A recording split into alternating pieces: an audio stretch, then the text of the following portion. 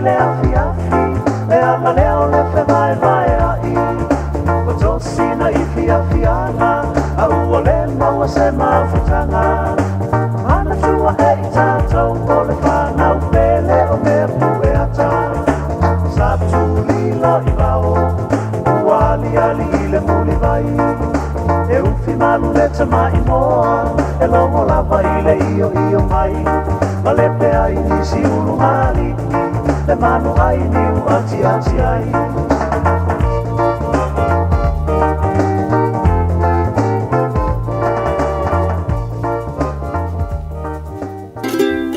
Talofa Samoa wa ule nei o kasu tialu a wale suia le ngila o le kio a eva mai ina se fudu lima iva kolu a mo Radio Samoa vevela a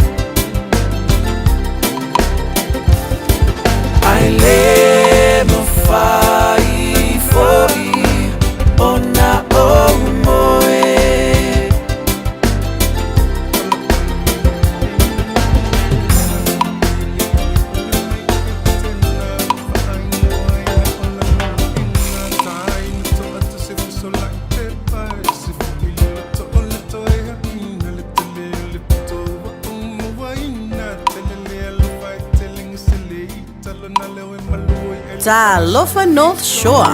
Wa mai le taimi te whātou whai I whailonga mō laupini la pisi. Mai le asu mō mati, lua afe lua lima.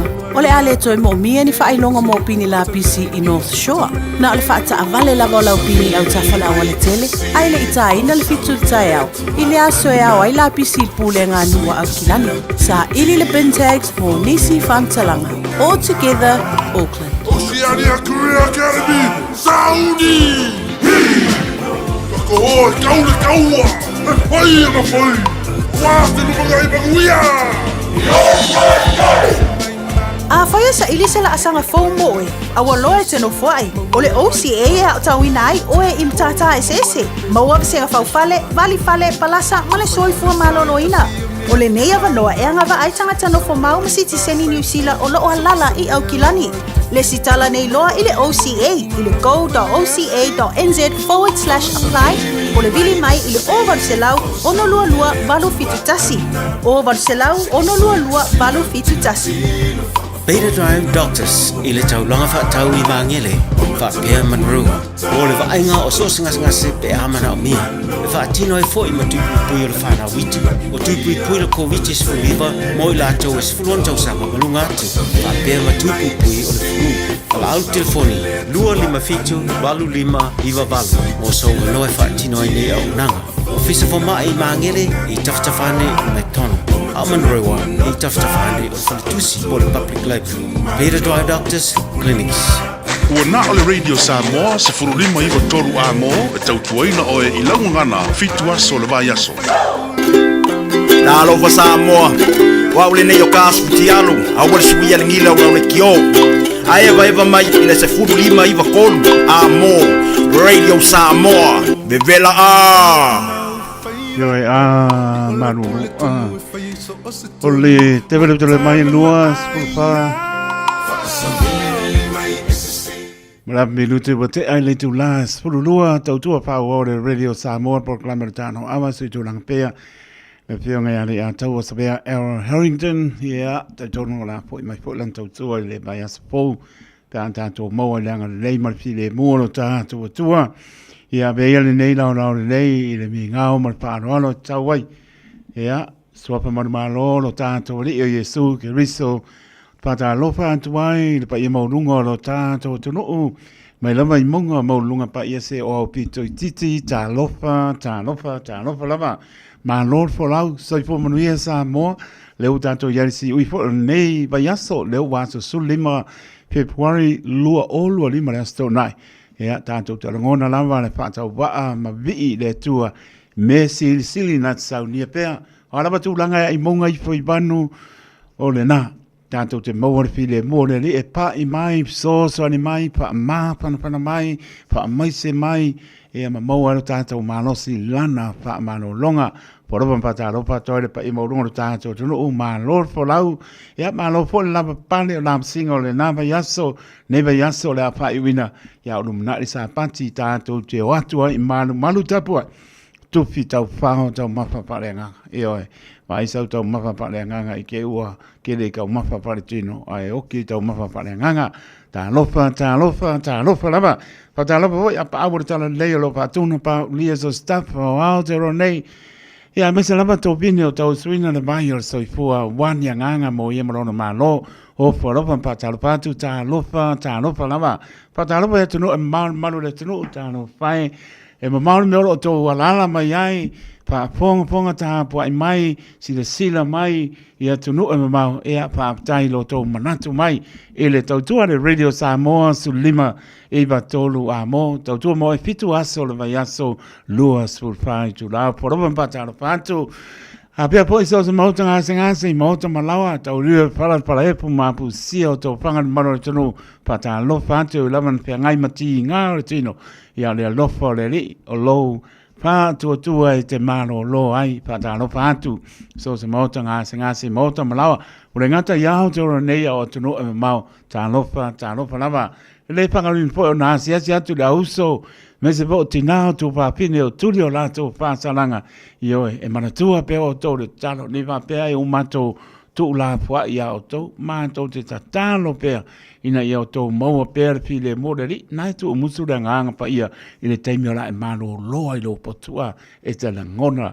le musuia o lopin ngano fo i mai, salamo loa, ma ia mantua i le salamo le wii o nā ta mai ai leo ia matoi fo i lona ainga, poropa mpa talupatu, tā lofa lava na ialom pa nau, ma lo tama mtaine e ha mai a o onga, ua onga e le yaso o whai uina, ia o oe lava e misi ai se mele lei, ia te mou ai, leva yaso, e oe, la po se meo whai le tonu ai, tau wha alupe sasi ai lo loto le tama mana tene, aua ne i ngā tia i patola vai, e oe, tala noe lo tama, tala noe lo tina, ia e fo i la sangu fua, ua mala ua venga, te do ave inga se a venga ma mapa, ai ua naia, ia ua nomos mea uma ia mawhaiau mea onga mau suenga. Ua e fia, o matala atu mea sa whapena, o na whale tono e lau mawhau e te ita, e te sai, e au tau le maua e sau fi le mu, ka walu i o lima. Ia ai le ai,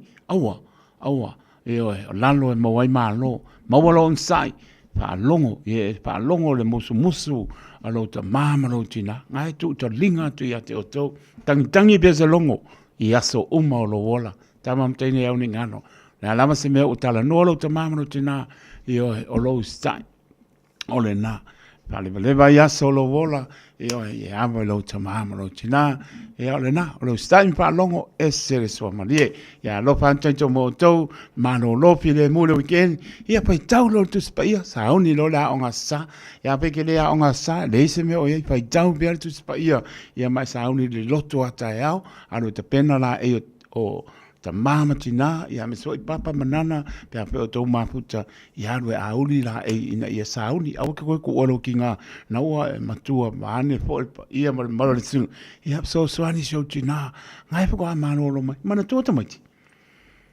E iei teimi e le ato o toa le malosi o tau matua, matua, ai to e tamawhai ai o le whawhinga ruenga, e la ngona ti ngā o tauna mano lo, ai lempai, ai sea, o le lofa le tama, maritina ia te oe, tama maritini, a wana uru mnai, i te ua e whalo lo, le eisa umea ai, te aru ma oe, bāne le whaponga la tenu, le eisa tupe tu ulo lima, o le ala le nā, i e mana tua la taimi nā, a pei te fo i mai lea, ongo tala natu lo tina, kiki au le aru, parwhenga ruenga, e pesilo, ai sea, o le ato o toharo malosi, ai vai o la pe que fa ma losia fa pe nga po si o to ma te fa ma no losia nga no pe ma te mai e ma te oa pe timu pe la fie e angi le fa e ma te tama faia ia ma nga no ina ia manu via to lumla wa sila la wa ma ai la tama te fa nga ta o tama fa nga awala ni nga no le na au ne nga no ta o ti na le ato tole mano si tau pai ar whenga renga ina ia maua mare tupe e tausi ai o tau. Le ase me tau vi ai, le a lofa i nā tele. Le pe mai, e uma lo wola, ioe, bāne whaponga manu le tunu. Ia penga pai ma, e le kau via tato ai tānafu, i o tātou mātua. Ia ai e whai mea, lei tātou, sta in whalongo, so e le poto. Pau a ngā le ve pia sila e rota mamaro tina i le vai aku wo e wane le solo wo e maro pūro umi e o le nā pau a le nā ia e ke koe kepa mai seu ta mā waifo lalo tepa mai seu tina waifo lalo aisea naua tutulu ai ambe le whaptai i le atua aisea a le wo sila o la ponga wa ngalo ti ngā sautia le pola inga le au wa ngalo ai sea, le fia, loi mata o le fia, ua whae aina, i o tau tamam teine, au ane ngano. Siau whana aue, au ane ngano. Na i o tau mātua, i lo whaingano venga le au mane pō, i manu ia o tau numnai, anu e whaila wa onga, au ne e, anu zeisi me, toa i whaila wa onga, ina ia moso rumnai le lei fia lo ta mamaro tina ia ma lo la mar para mar le tru lo suru iva me rute ona tale ole tu na tasi au na tanto tala i vai fanua nga pereta nia ia na vi rute se iliatu le Henderson ga ma ja ia anti po a mai io ai po o pasela koma kanga ku ka baleo asa va inga le tala le tau po a mai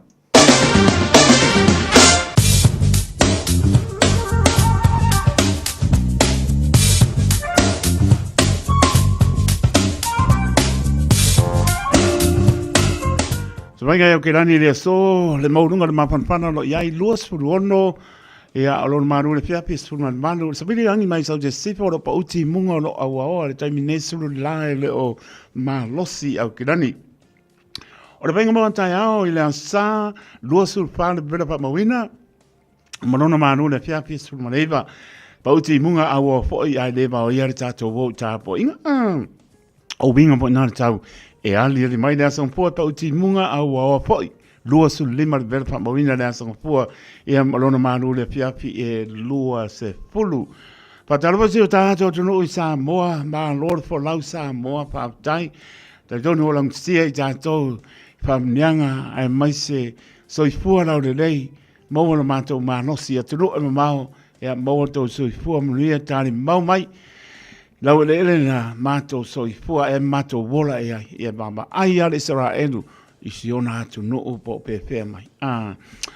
Luas fur vale le vera whamawina o whamawina mai Samoa, luas fur vale le mapanpana lo iai marona manu le fiafi, luas fur lima, ai pa maro papa tiri e maro wila wola, e a lo au hawa pa sola atoa lo pa uti munga o tau lau pia man nei taimi, e a anga por mkwa e mo le wila papa tiri, ai mana tua Samoa i lau titalo, sa minga nutu tua oi, e a le pauti a kasi le ukako ai, pa uti munga au hawa, anga etu la lo, e South Island, ia baba atu klai stete mona no tu ia lai baba atu pa upo nei timunga ele mapa a manu ele yo o kwale manu lu sta venga na ta mor si fil maro ta tu no ia me se por klai pa nga soro le en tami tu lai mai luas rono me lu te ona ta le tu la e tasi pa dalbati ya po mana inga lo maputa mai po mana partua mana no poalo sina leo ma no la leva mai ia pena po ia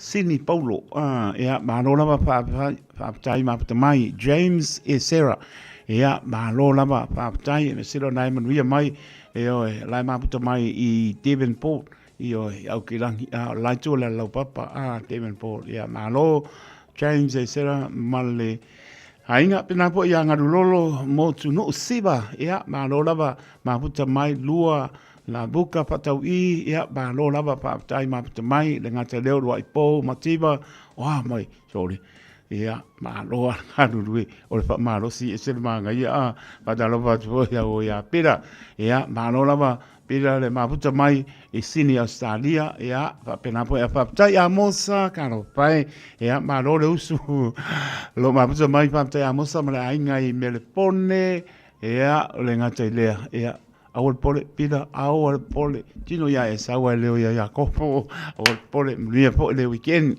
ya pena po ya evo lave mala ainga ma lo lava eva my flat bush o lo muanga ni sila ya ma lo lava UP36 my California ma lo ni ile ma puta mai lo fatu mo oto yo e taiao o le aso saga ko aso na e la America ia le na America Samoa Marcelina Brown o mai ia lo patu ia ave mo oe lang te sia ia ma lo lava pa tai ma lo po ma puta mai lo fa tele atu manuia po i po panga ia pa talo po ia da Vinci Leonard ia ma lo lava pa tai nga lo ne va so o maka ko nga venga io e pe ia o ma lo le weekend wo relax uma ai ma tu na tu file mu le lo po le li va so ato ia ma tatu wo le lotu ele le mana tu na su ngo po le fale lo pa po ia tuli tali ulu ma lo lava eva mai me le pone pa pena po ia sina le sa to lupe ka lo pai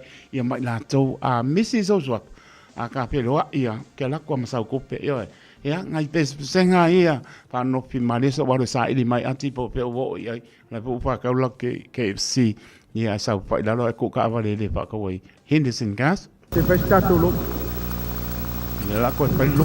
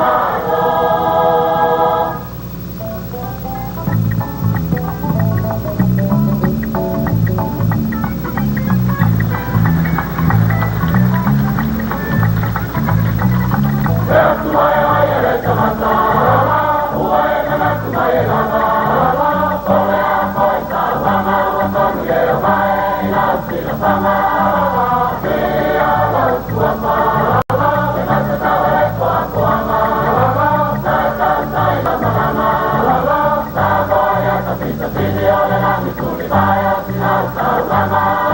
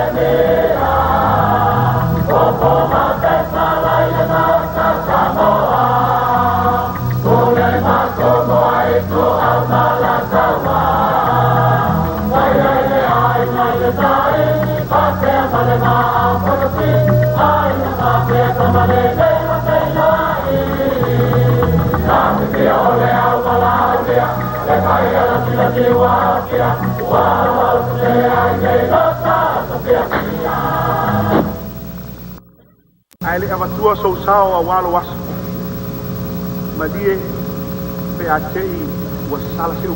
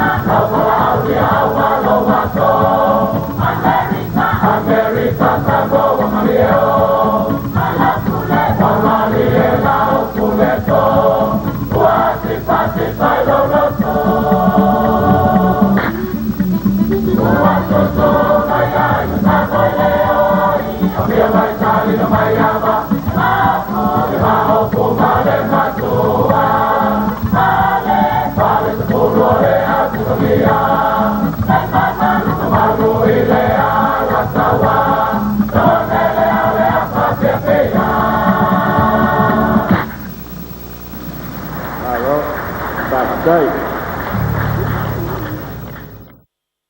Dai mo vala ulia. No.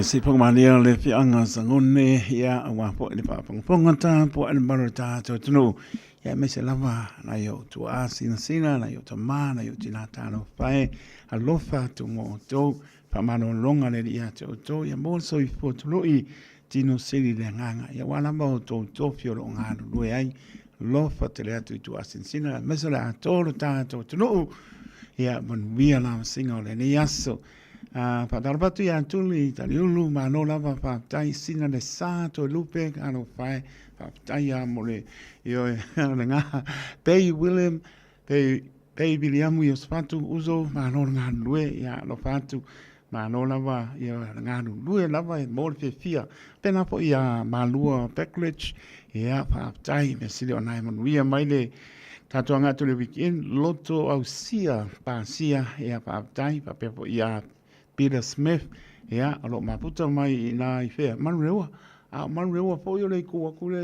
i lo kamakau ole na. Ya, malia pa yalala, mai, ole na. Ole aso ar ko pai lunga, ya, du lor kaimingi, wangi i lunch mamafa, a ko pai, bola, kamanga le ba, lo eva mai, prespera salia. Paritu ya se lin si osi man no fuano, pa tele lava, no lava mano le tunu, pe lava maputa mai ai, apia po linga lunga le YouTube channel ya lofa te latu mo to lofa tis mai ia le sui pule o le Henderson gas ia le opor si fiar tau tua foi ya anti ia mese lavo le fa le ino tau tua le Henderson gas au no farsa tu ya manu le tolo tau tua le Henderson gas nisi mele o ia le malosi o taito la fa ilo lunga o pongatia ya anti le o mo fo le abnoa ile ne fo ia o oli le stona anti pataro patu ma lolo supo ia o le ke usu mai o kasu ya pataro patu le ngang pa lolo ma lolo nga lue o weekend nga to wa ya sa alwe taito ya le wa wala mala fa fo ia nga le ya so ia o ma fo de va ya so ia sa ole le le isi ka balinga fa la bila ya la usu murga.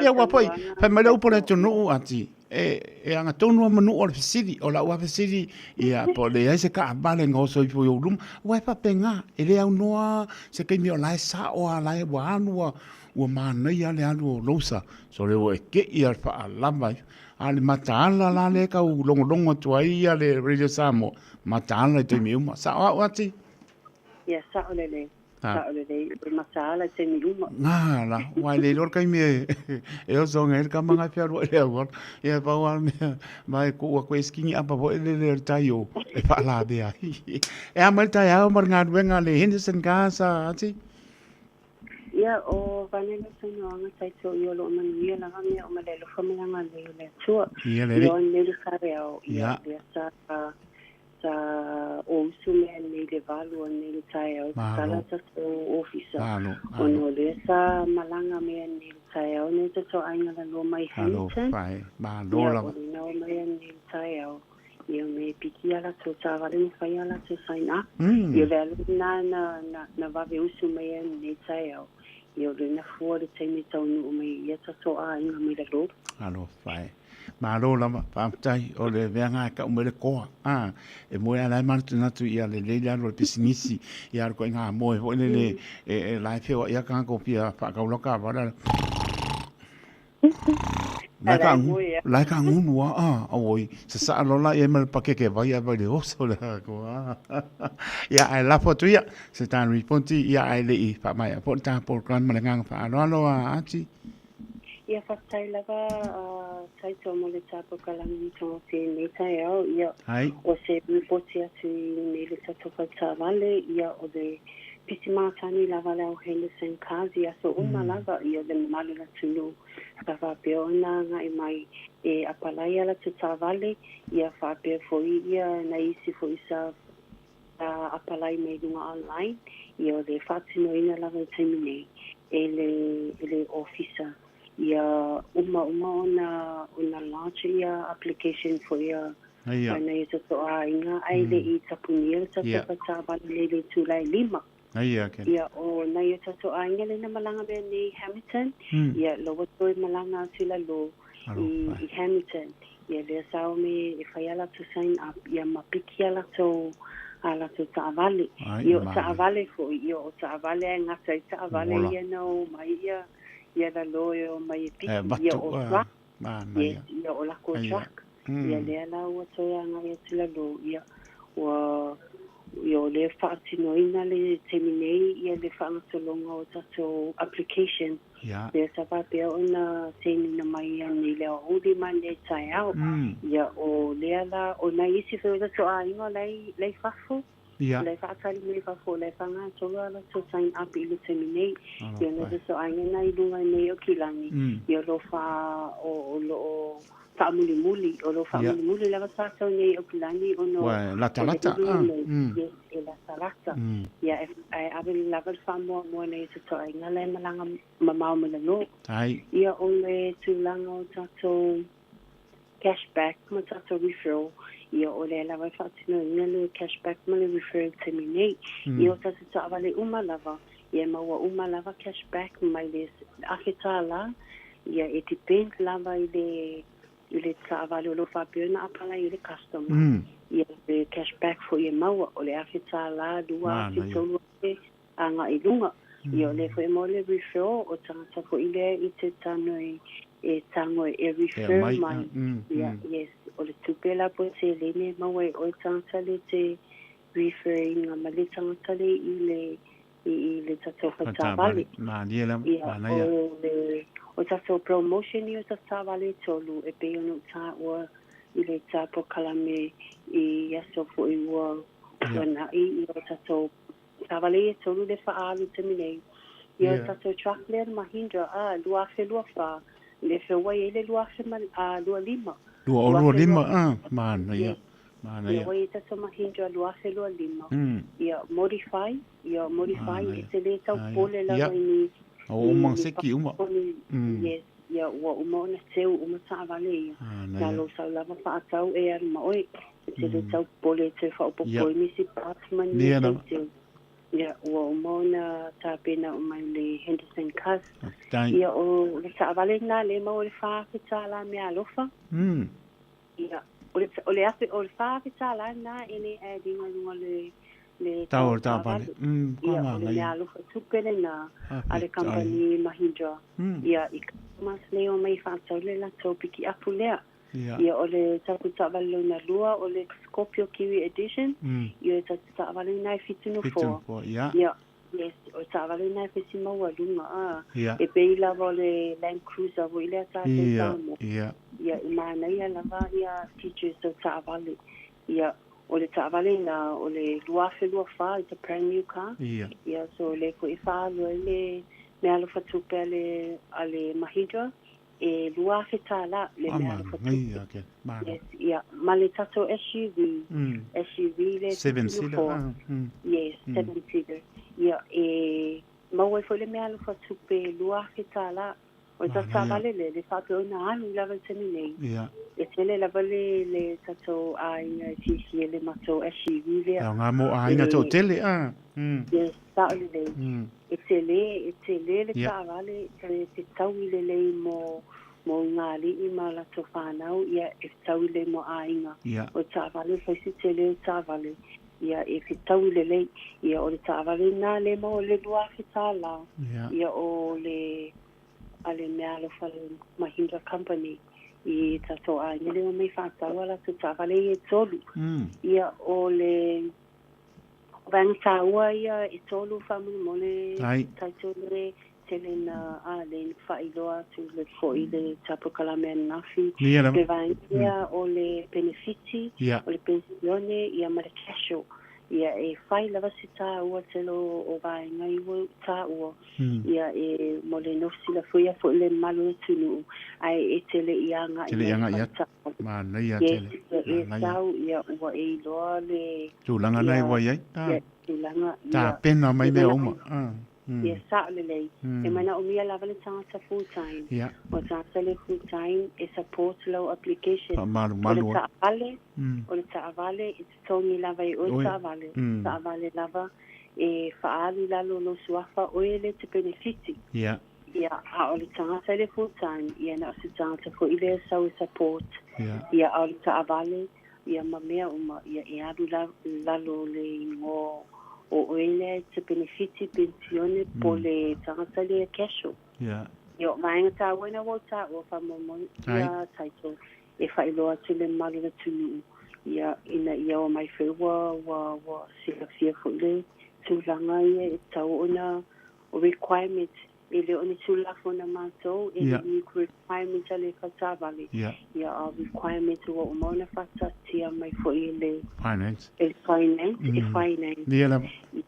E mana o mia e apala i le tāwale ale customers.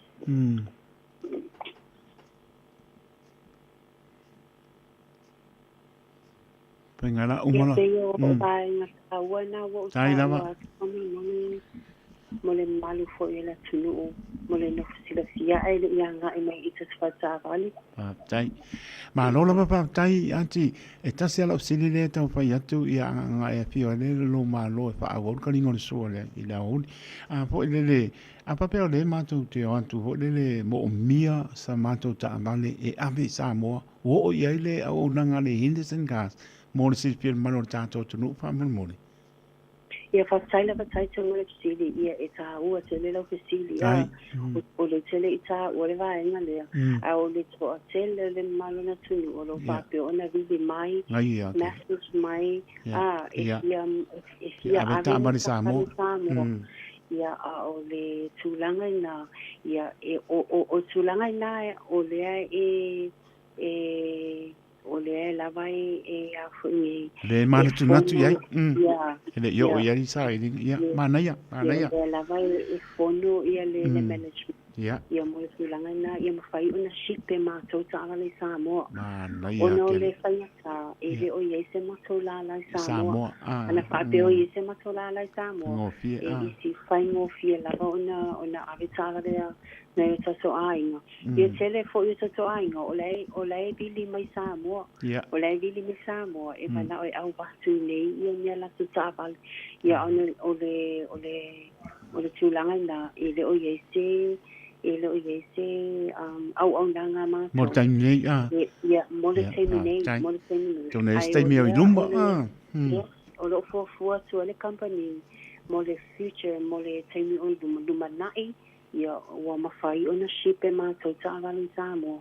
Ia o na whaingofia I leo o na koi lava fia abe. O le mato, o le si mato la leo le panga le chimanda. Le lava le ta'ua supia. I nei o sato ai ngolo o fia mana o ai. A fia me whātau tāwale I le Henderson. O le mawhai I sau whātau tāwale I. O nei a le awi chimana. Ia o le chimana la so te shipinga I tāwale Samoa. Nei pauna vaenga mātou le mawhai o na nato o rea ia tāwale Samoa. O nei nato o nangai. Ia mo le aveino tāwali. A o te minei le Henderson, I o lo fofua tuai mo luma nai. Whaktai lava. Mori atu le whaptai tēne lava, whaptai mo le talino. Sidi ai maisa o le manino, māno tā pena le tā reporti fōi. Nei bāengo le uli la sto nai, ia ngana lei pene li I ma whatasipea mo o tō, ngā ruenga le leo tō whaia. Tau tua le mano le tātou tunu whaia mo le vi inga le li I, ai whaptai maputa mai. Ia manuia po le weekend a tonu po e toi whelo I naba yaso. Ia le po se toi baba ipe toi ese toi mio nei po ia o oli ia la toi whelo. E mo le temi nei, ia lo whantu ai whasoi po ia anti. Ia whasoi po taito manuia sāpati la so tai au. Tai. Ia soi po ia. Soi po. E lelo tano sao lava ia anti le oro lua. Ono piti tasi.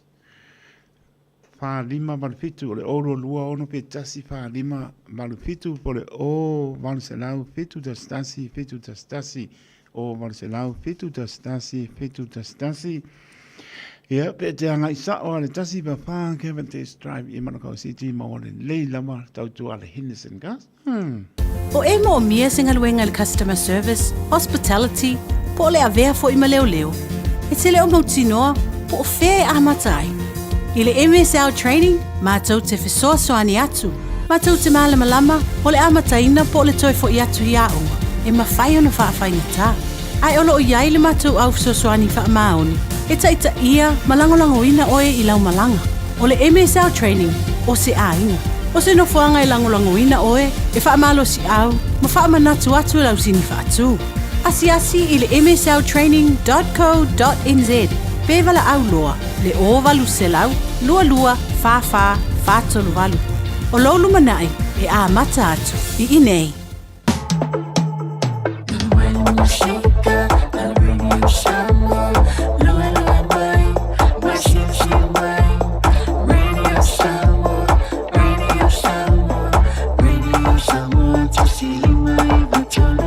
Radio Samoa.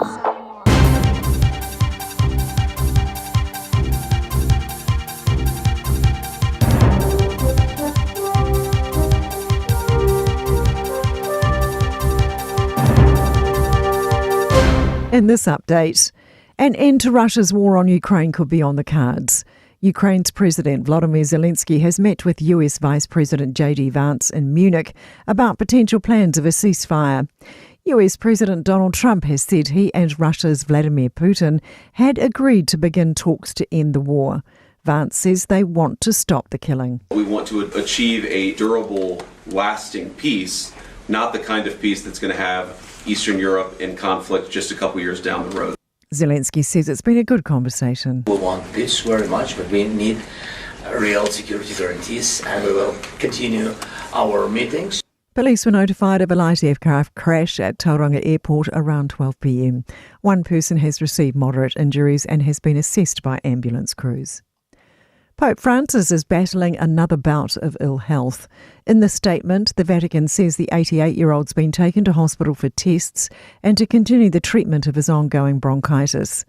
Sky News' Sharman Freeman-Powell says he'd continued his duties for a week after being diagnosed. She says a reporter has described the Pope's condition during a meeting. He was mentally very alert, but was clearly having difficulties breathing and speaking for long periods of time. Warnings still remain in northern Western Australia despite Cyclone Zelia weakening in intensity.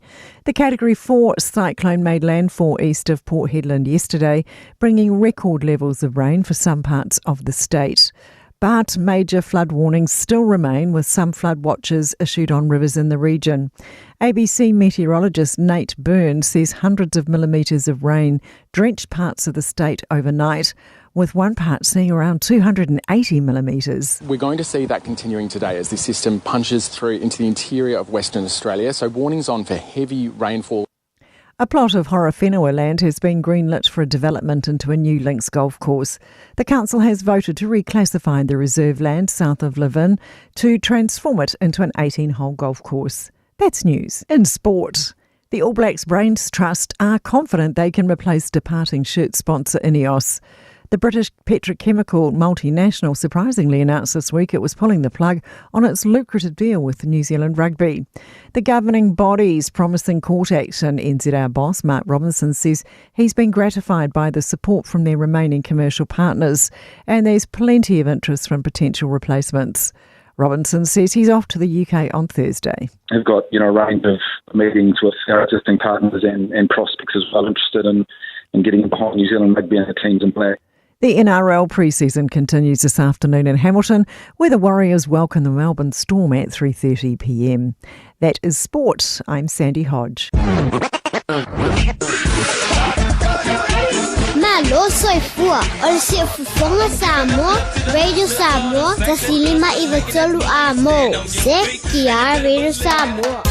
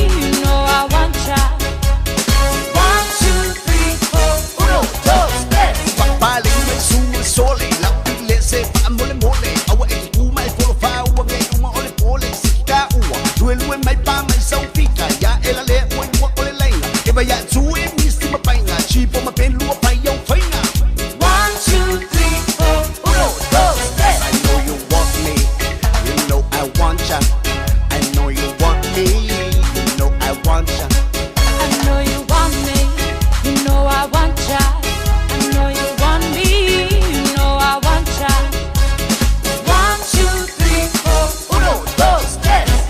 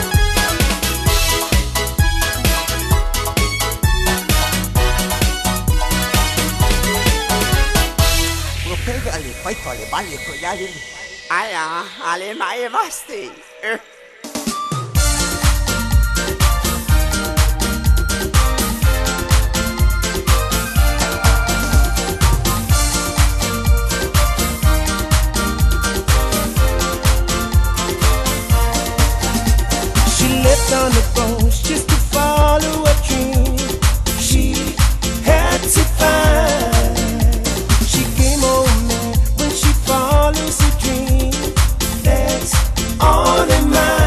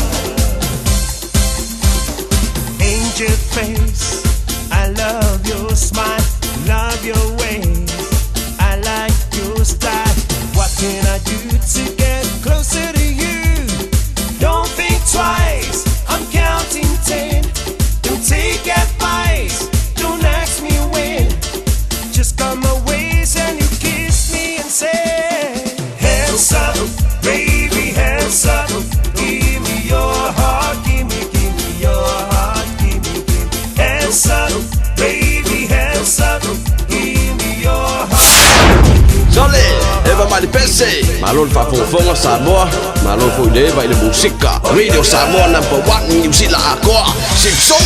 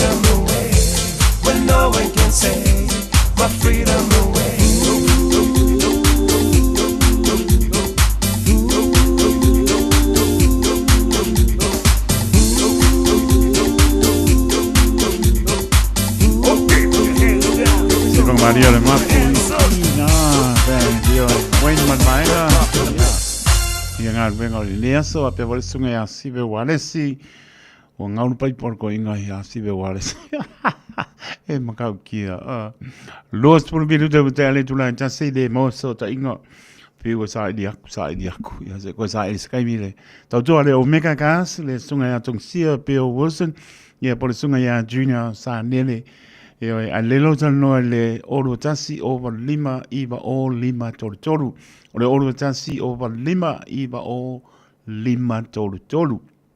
Pole o iba loa pitu lima balu tasi lua. O iba loa pitu lima balu tasi lua. Pole o tasi papitu ono. I ole na lima fatasi.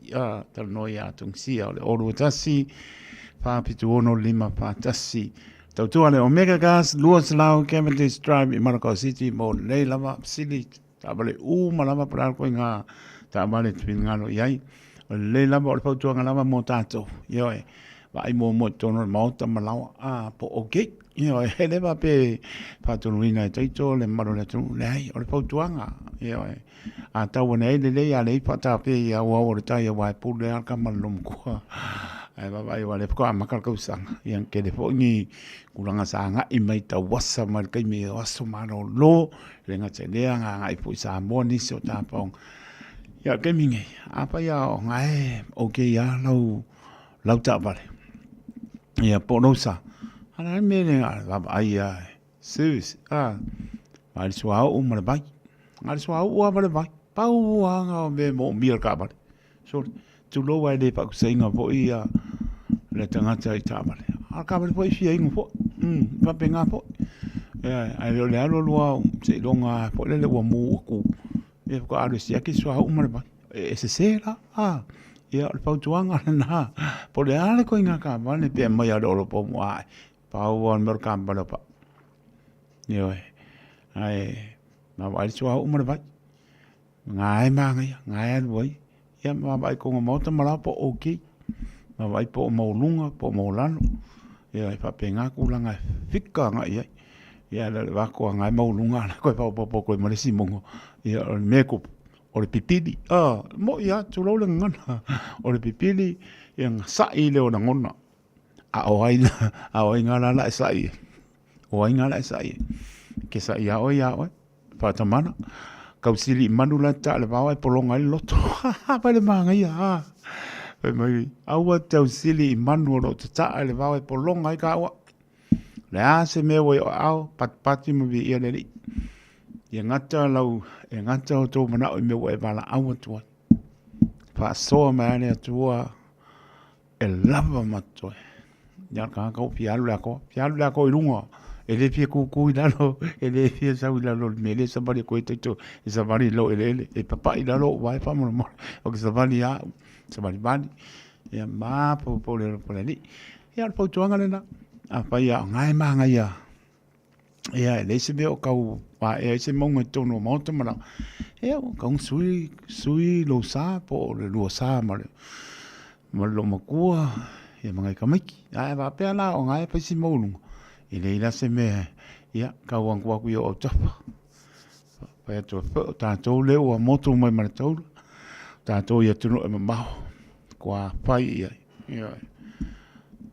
pai lo le e lo fina ngalo fia a uangi fai se me polonga le ma po pau a fai lava ngā patia le nei a fai le ai ko e sui mai lai kuara kia po le aru le mu oi na aru le ai kia me ngai mo ya e wale mo la tung sia Pio Wilson ma sunga a tuina sange ya ngu me la ngai mo ma pa le watu ya na le rosa lau Cavendish Drive a le aki le kai se ko kam fai patala bat po ya loto o sia pa sia ma no le va mai Peter Smith ya ma no ma ainga a Maria Payalala tai na mo ni mai se dina si osi ma le ainga li pa pe po ya Maria le sina tava e va me ma ainga sini Oscario onum ko bella sini a Maria le sina tava onum ko be bella o ma ko ma no mai ya ngai be bella nga ai be bella po tara batu ya tai mane pusa mara ainga ma no lava tai mane pusa mara ainga pa tai ma mai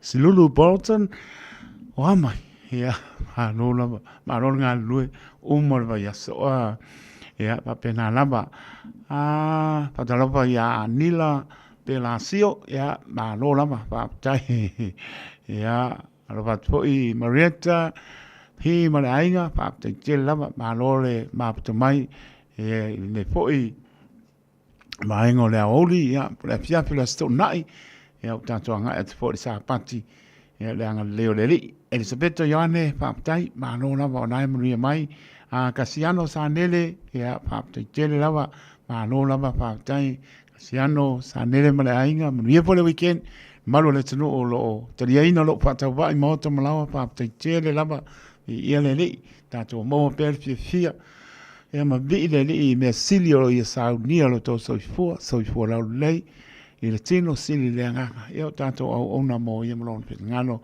a se to sa ili ko sa ini kapsia kwade omega gas ia por as kala mai o le na ia pe mai lo ka ma le sole o mata ni la to to ko de o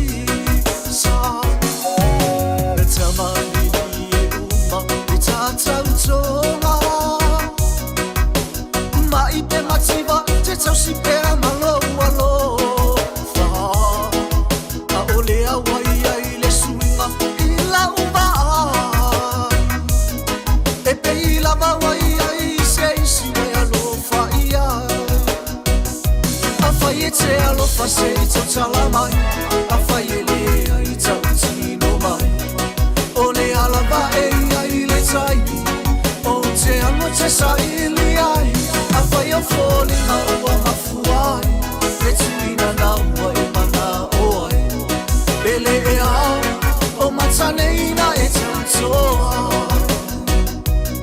Bele e au o matane ina e tantoa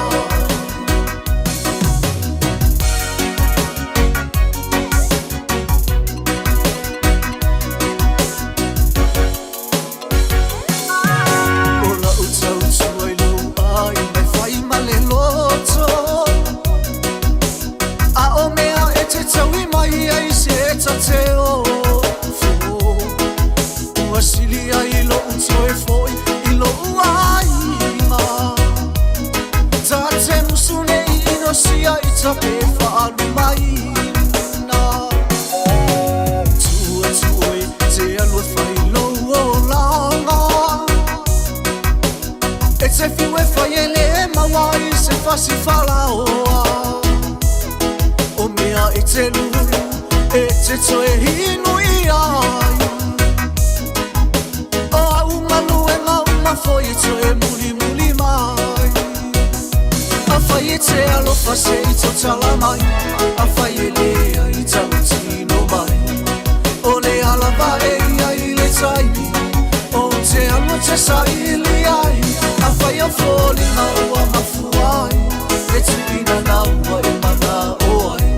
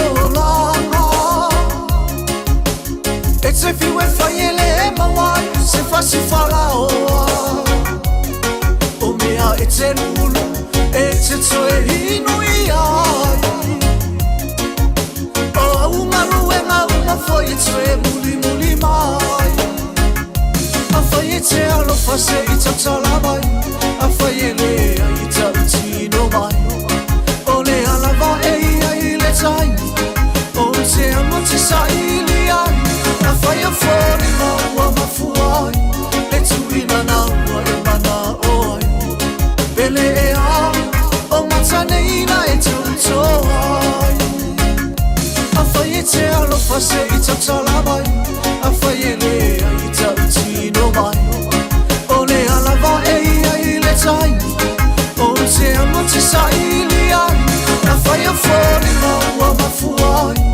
Bele e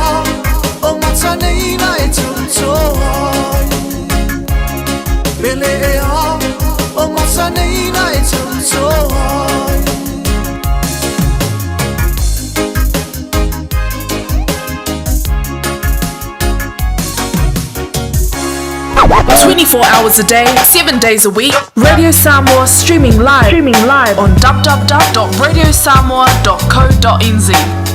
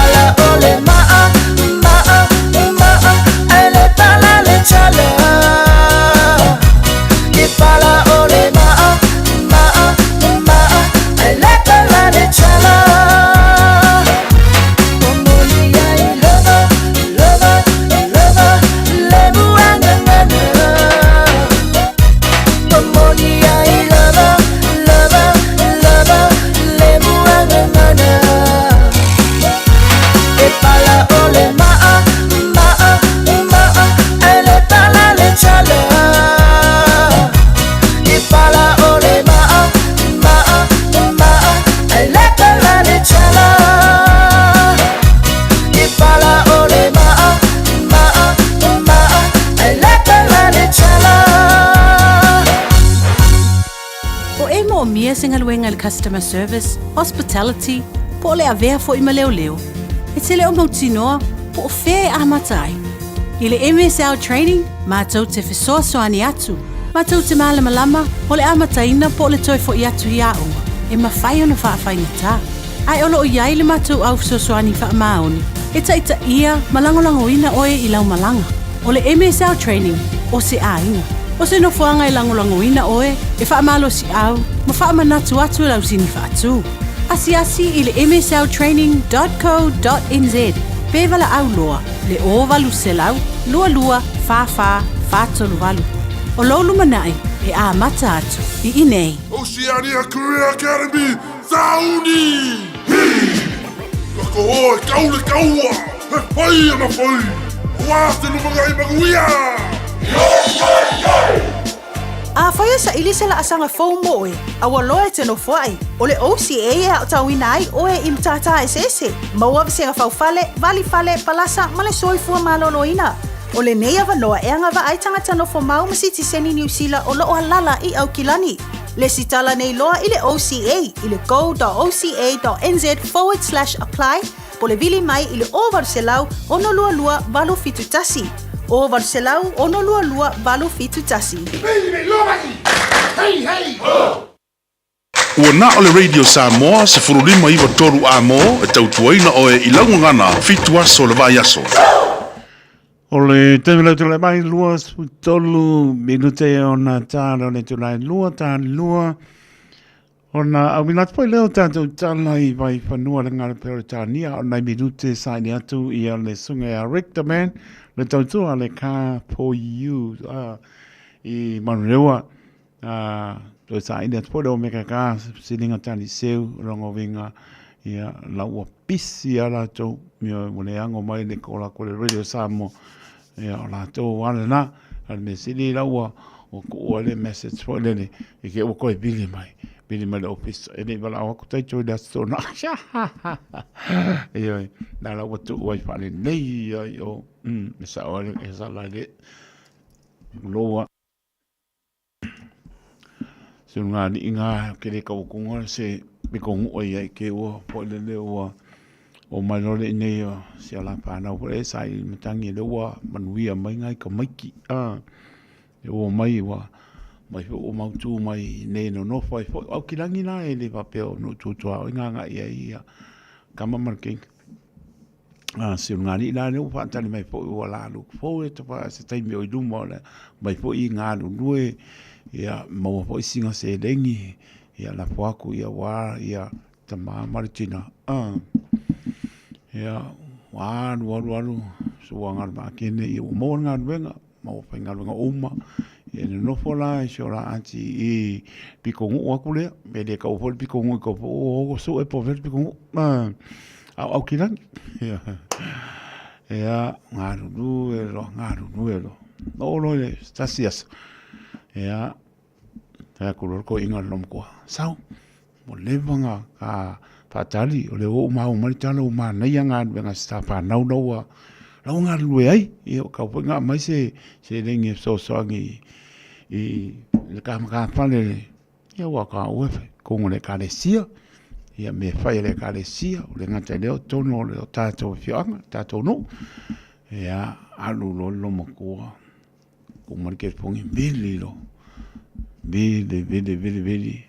ia e manu so foi nga o se le pia e kani mai ya mole mo mai si o mai le para mo si lo mo o kariaku ai kariaku la ia le kariaku ia le masingi o le kani ia ke po ne ko e vidi ya ne o merkas ya lulo si lo mo ko la ko ka kuri mosko ingol de minga video ke po ngi lo mo ko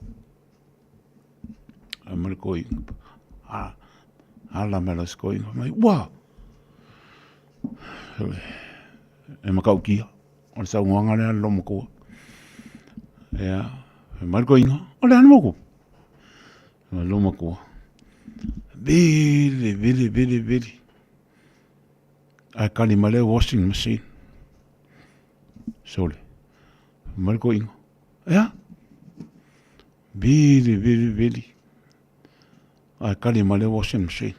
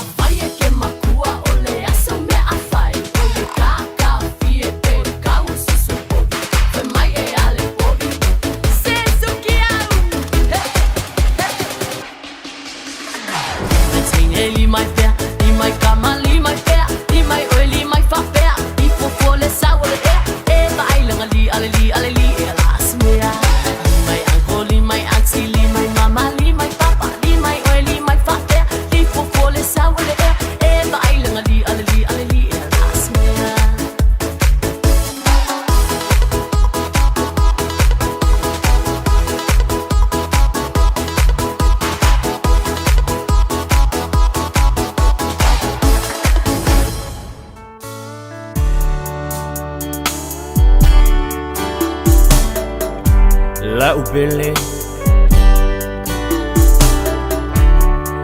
Vai ngocho le lai le tama fucha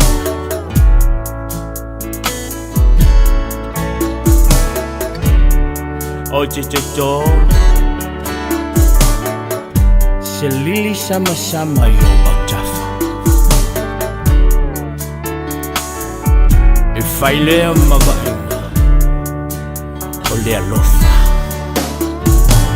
Afai ai mucho Lene yolana Ya eiloa Ono Wanganga Ruma ona fai Waja Uachala Oche chota selili sama Mayom Tafa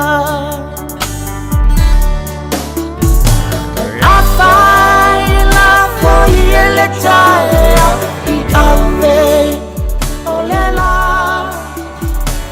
Nama chala lona funga Wa umena Singa ma eya Teaya so uma Depois ma leo Ma oi a utofa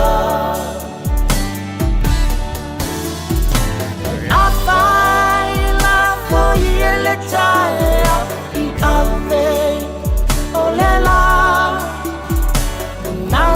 tala lona funga Ua ulena Malesinga singa mau eia Te aia so uma E foi ma leo leo Ma oi a o tofa Vai lema Vai longa Se lo fa tai ai ile nei ala Ni le le mani leng Ile cha mo fu changa Awa ile cha chala no ile pala pala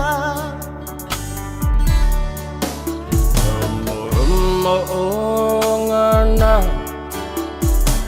Look nei changa cha Lai lai la lai wa le le soi fuanga Le chava se lu Cha cha fo la mai Tasilo cha alunga sa alulungani La faila fogliele taia I ame olela Namma chala lona funga Ua ulena Malesinga singa mau eia Te aia so uma E foi ma leo leo Ma oi a o tofa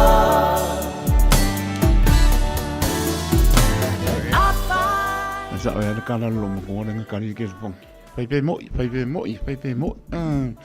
Su tole minute ona tala le to la lua mi nam ta to tana I vai fano nga per tania lewa ta o malisa o le tamata ya eni se I fai se tala ya wa po le ta tu ale ka for you ya silfia umal mar ta to no I man lewa ya o por pa ta pa to eni ma lo la nga lo ne so le wa ta to am tu vai ma ne weekend ya o na por sa pa tie ka wan ka ko mo lotu ya li pa ta pa to le ngang pa no Ia talo lava taito malo lava taito atunu foi ia fama tau fai malo fai le ne ia so pu ia so tato ola ia e wi lava ina lolo wa ma se ia lungo le tau ia lo fai le li o lo mo pe ale manu ia mai lau pito ia me se foi ma so nanga ne ka for you moni sa no nga ini ia e pe lava tato te nga ia le ia se me tato tim fai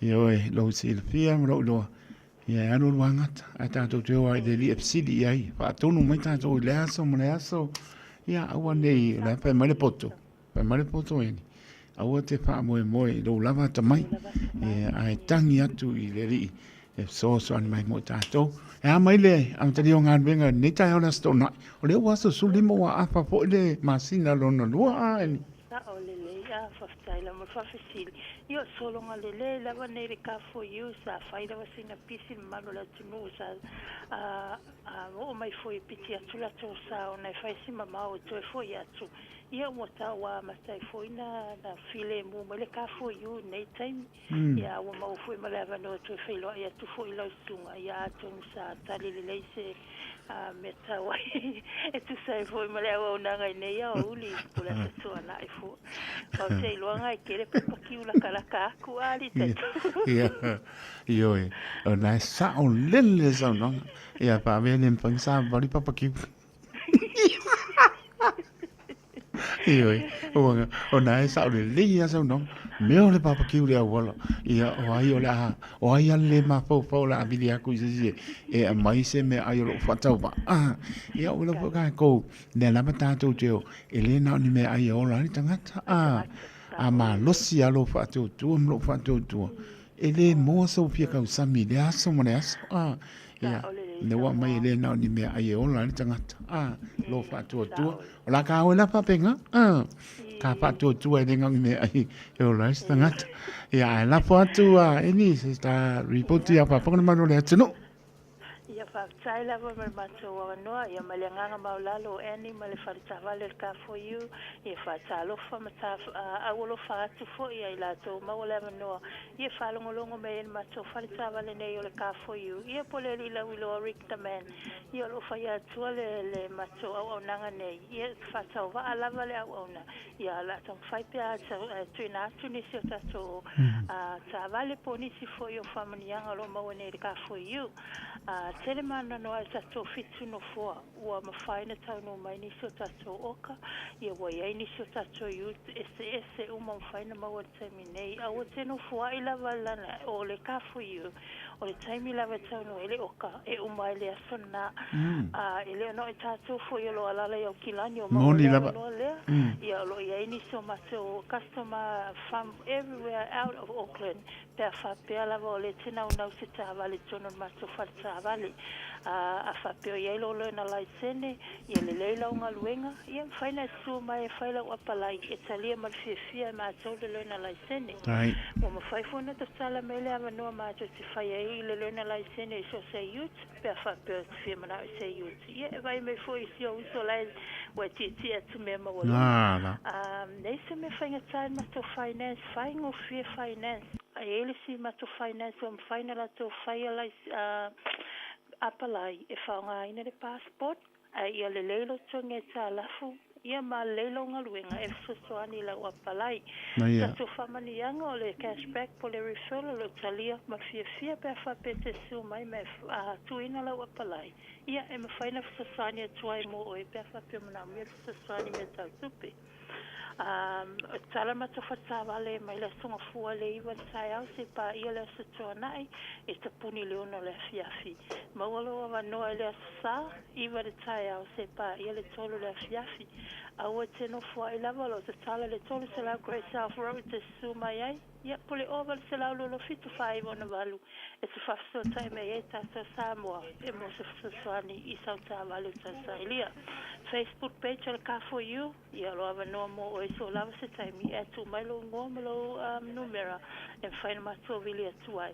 Ia o matua iri paspupu atu nā ma le ka for you. Ia mani a tele lava le wiki eni ma le sapati. So whaaso i fua. Pena po i muri po le wiki ena ati whelo ai po i le se isi taimi o luma e whaaso i fua ia.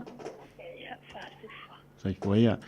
Tamata ia ati le ngā o i le ia eni i o e o atia o eni po le ngā lelo mala ule o Marcelau lulu fitu pa iwa o nabalu o Marcelau lulu fitu pa iwa o nabalu ma o le lama eni martautua sunga ya Rick the Man le ka for you o le numera e luongu mena loi babalu ma le tolselau Great South Road i marewa ia ma o le lama martautua Rick ele au nang po ia le ka for you pasili so sta bali lama mo ale mo tonu lotoa taimi tau nuu toi.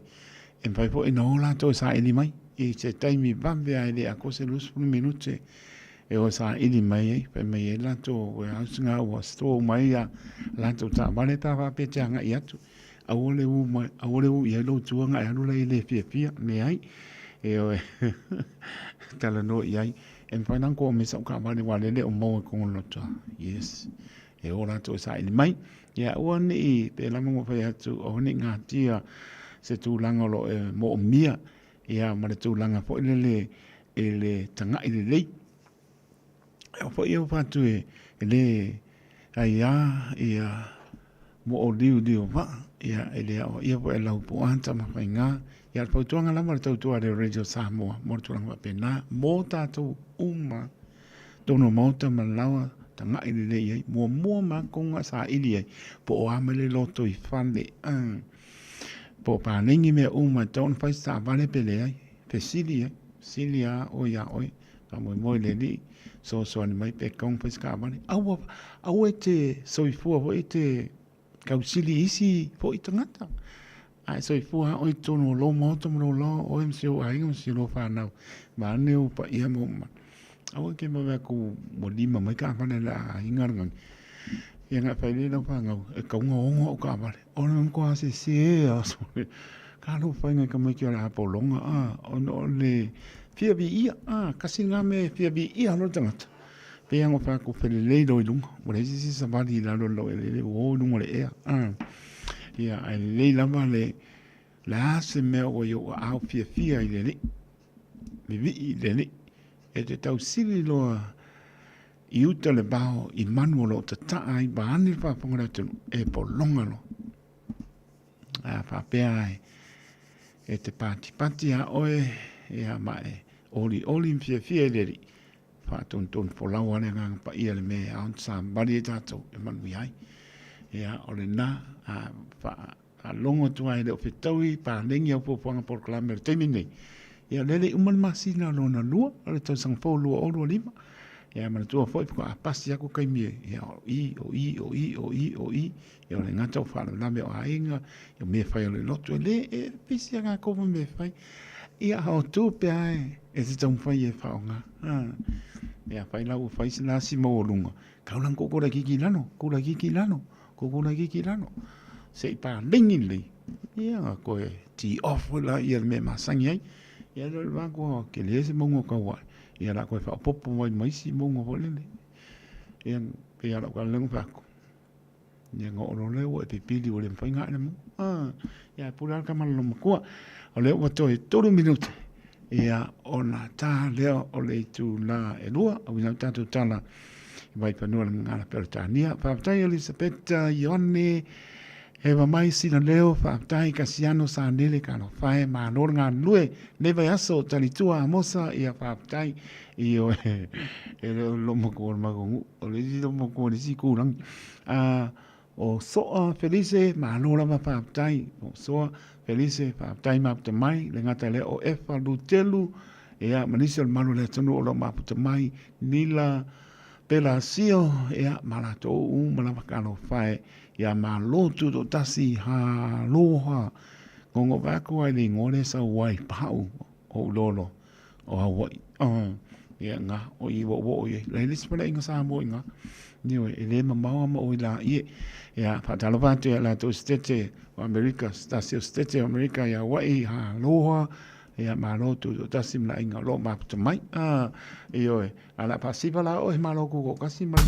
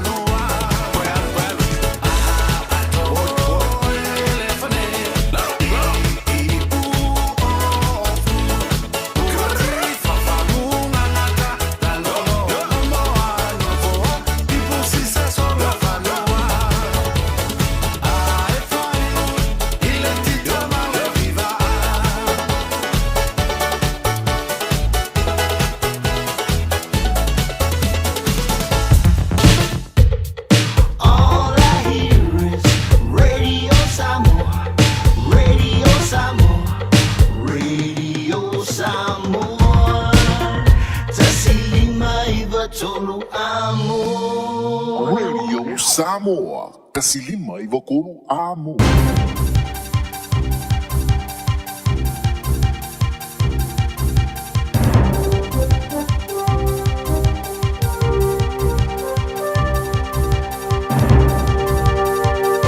In this update, Ukraine's President Volodymyr Zelensky says he doesn't expect Russia to easily accept a ceasefire deal. US President Donald Trump says Vladimir Putin has agreed to begin talks to end the war. Zelensky's met with US Vice President J.D. Vance at a major security conference in Munich. He told the conference Putin is a liar. I think what is very important, the meeting, not to make any decisions about Ukraine without Ukraine.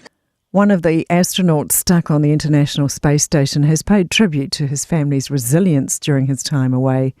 NASA astronauts Butch Wilmore and Sonny Williams travelled to the station on Boeing's Starliner spacecraft in June, but multiple issues with the capsule left them stranded. They're expected to return home next month after what was supposed to be a 10-day mission. Wilmore told CNN the hardest part for him has been missing his youngest daughter's senior year of high school. But she's a trooper. My wife's is something else. She's amazing. They're the ones that are really resilient in all this because their lives have been altered too. Foreign Minister Winston Peters is yet to see the details of an agreement between the Cook Islands and China. Peters has expressed concern the island nation didn't properly consult New Zealand prior to signing. Cook Islands Prime Minister Mark Brown has committed to sharing the agreements publicly. A spokesperson for the Foreign Minister of Affairs says once available, New Zealander will consider the agreements closely in light of interests and mutual constitutional responsibilities. Rangitikei District Council says it's hopeful to switch over its solution for Martin's water woes in the coming months. It says levels of algae byproduct geosmin in the North Island town supply have increased, leading to taste and smell issues. As a result, it's organised a tanker to bring in water from outside the town for residents until further notice. Mayor Andy Watson says they had hoped to switch to an alternate supply of bore water early this year, but will now switch in the winter. There's still some fine-tuning details to get right, and it is easier to change a water source during the winter months and phase it in. That's news. In sport, New Zealand Rugby remains confident in the pulling power of the All Blacks despite shirt sponsors Ineos bailing halfway through a lucrative 6-year contract. NZ Rugby boss Mark Robinson insists there are parties interested in replacing Ineos. Rugby League hits Hamilton this afternoon as the New Zealand Warriors host the Melbourne Storm in a pre-season trial game. While it's an early shot at one of the Warriors' NRL bogey teams and with no points on offer, forward Kurt Capewell admits it's as much about getting some game time in their legs as it is about the result. To be honest, it's just a good blowout. First 5 games of the year are always pretty fatiguing and quite hard to play in, so get a bit of a base beneath you and obviously play well too, gives you a bit of confidence leading into round 1. Kick-off's at 3:30 p.m.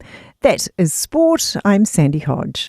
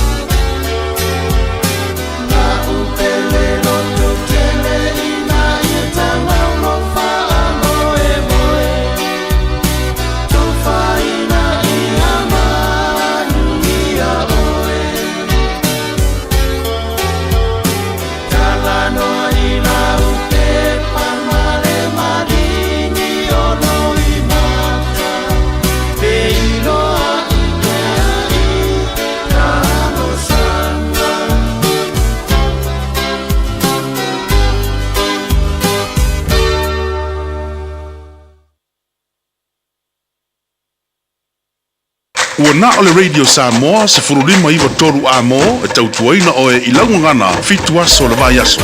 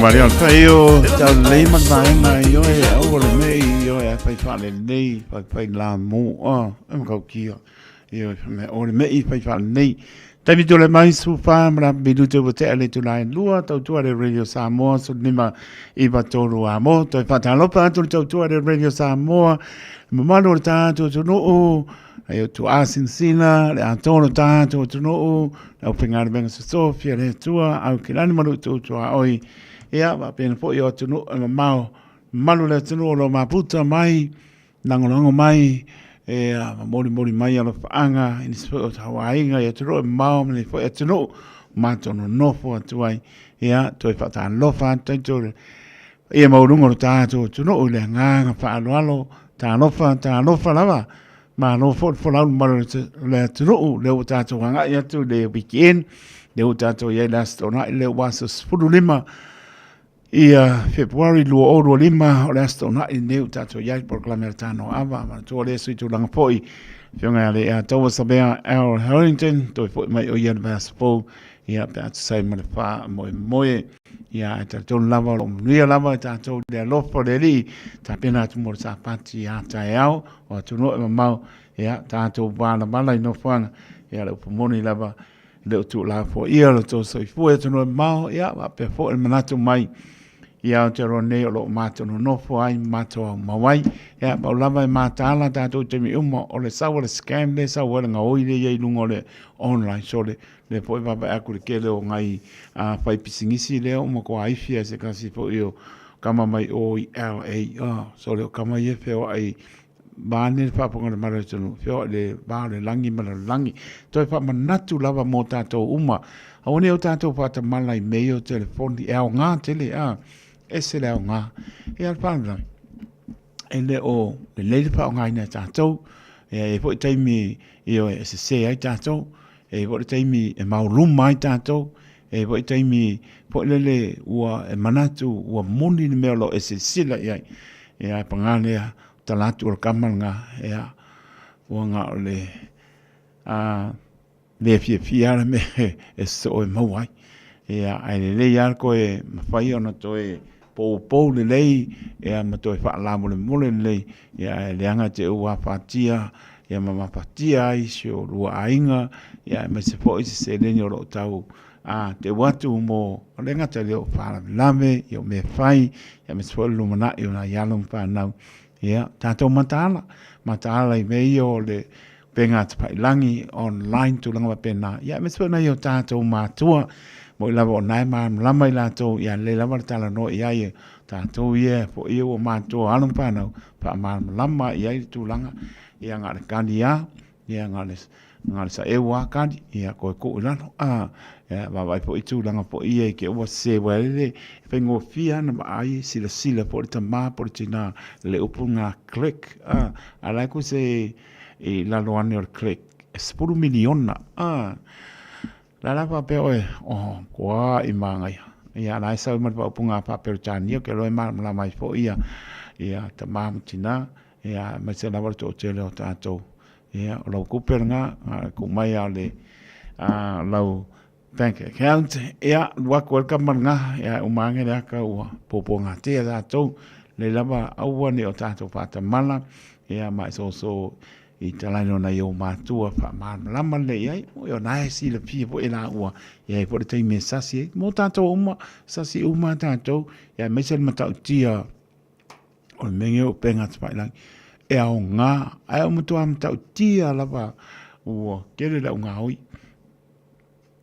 ora to so e milionea i lato i lungo me le penga tpa langi am final lato ngawinga ia meo o tupe ista ngata ia pe apata mana i tātou na e tēne lama le au walai e mpai po na tanga iai e wale te me to e apakaku i o paisi tuai o tātou ai to pa manatu mo tātou malama i lunga leo penga tpa ilangi ole mkua makau kia e lese makai e lese kama i makau kia wo owa ko mare makau kia i le tūlanga na pe apa apema e le mātāla i tātou ia matulanga o lo whewai ia te Apollo e a makunang wapenga e fia moa ni a lako selengi ia miliongi ai lako mko e pea lako pisingisi ia leo ka baba kui e le moa mai ko lima ono le au pai pisingisi le umko ala bea painga o se kasi po i kengi le sa lako ngau ia i kupea pisingisi ia ka o pisingisi o mko a kele au kupe e le leo pisingisi mo i bank sa o leo mai a kako po i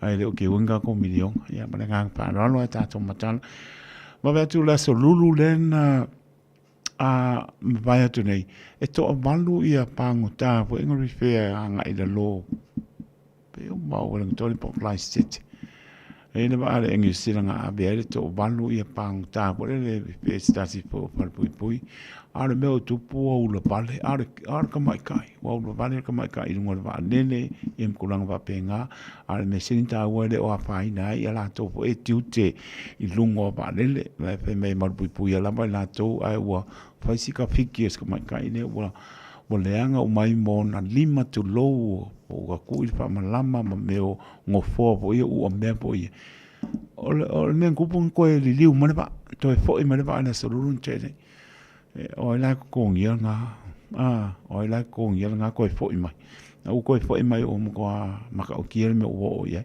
ia le na u ko fo mai la ko fa fo lo ia la ko nga i manukau ia po Mount Eden po Paramoremo ia ai se abango le nga ko e pe nga i lo e ngo forte o balu le o pangta ale ba ya tu len ko fo i mara ba le so le io o le menga nga ia tau nu ia pe mo Christchurch len ko e abe to balu le ia o li im mai kai na le le vale na ko mai kai le ngam ko ma ki ai lunga e me se o nai ka mai kai e me so li o lo nga du e me saunga le mo la to o la to o la to train po la to mo pui nga o nga para la pape lungo va ia le la mata la mo tato uma la mo feo ai va lele imtranga va pena to ina tangata mata ti ai lungo va ia mata la ia tato ia la zululen tenen to fo i mana va la o lo pe ia va le ngama ko kuila ko fo mai ke ko se la o ko kuila ko se mai ko se pa le ma ka ki ia sa ngale mo me ta ti o tu langa na ton tato Fia ai saunga le mu tau nu le ba i le manuia vivi i le atua ia o le ese mai foi wai le whaingo fia o le whai mai a le si kapiteni ngā karango e pau ale me whaingai le ba o le aru ese marakai me tau nu wai marakai me whaingai ngā le pailake ia o whakure i o foi sa pailake ai le umi o le ngā o pisin koe ar kai mea ale ole mem ka ki anga ya la to sanga le mulo ale tai ko po le ma ma le tai mele la to nu ale ba mo kai fa inga la ko ya po ma sani po ala to tai e te pa ponga le tai mi ese ia kai me ka ngu e land ale ba ese pa la ke ole kai me pe bakaku ke para ngo pe bakaku la lo ka le ko le li pa a o si ba e ke ia wo la wo pa pe ele tau nu le ba mo le mangai o le pailake nga ave ke loa nga le se pailate ave ina me o pa ne o le si pailake so le e la ke le pa ku la lo ele pa o po urang va penga o si pailake as mo vale baku pa pe ele ka ngu le ba a hawa o le le ba le mangai so solo manu ya o si va ke ba ko pe o drop ya we pa sorry la ke le pa tarbati a e pa lu telu pe fo ya so place le ngata leo fas sala ia e va be pa li e se manu ma lo sina leo ma lo la pa tai ia pa tai te la ba a Pepper Smith missionary ia ba no la pa tai ma mai per tu ya Marietta fi ma inga pa tai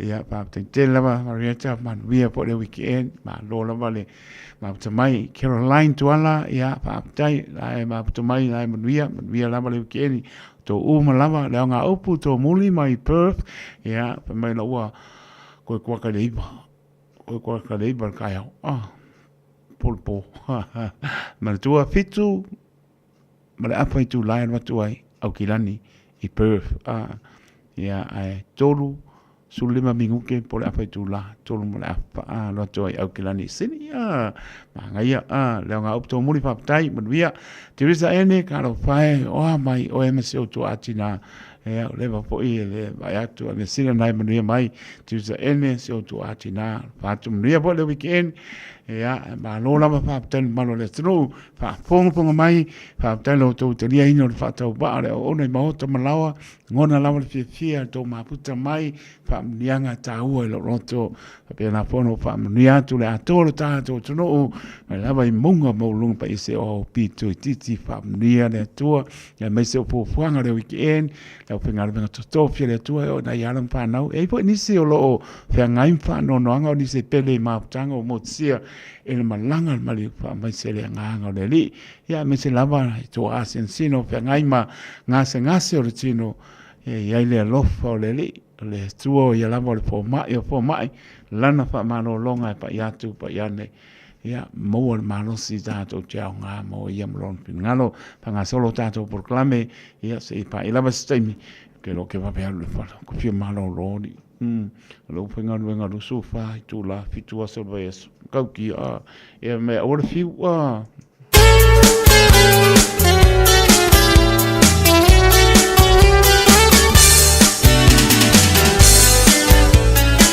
Ia mai hani a mai kapan wai lo e he la no langi. Wa fola siene o la ta o mafutanga o lo tala tangata. Ua ino sia o itai luma o tangata. Ira ua tua ifuma Maya ita o leleanga.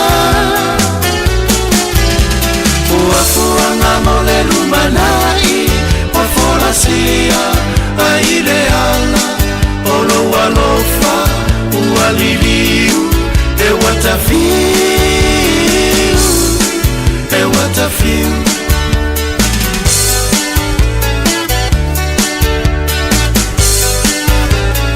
Ai mai mau e ana tutu sa ota o mafutana. O ukuta tino te amenero tiene o poselino. Le ola mai fe susuyai e le tu mau se mia etasi wale awa o pao watu taula manuao. Le maunga o fikia i kuao le muele le valo ia e iao. Olo walofa ualiliu e watafiu e watafiu.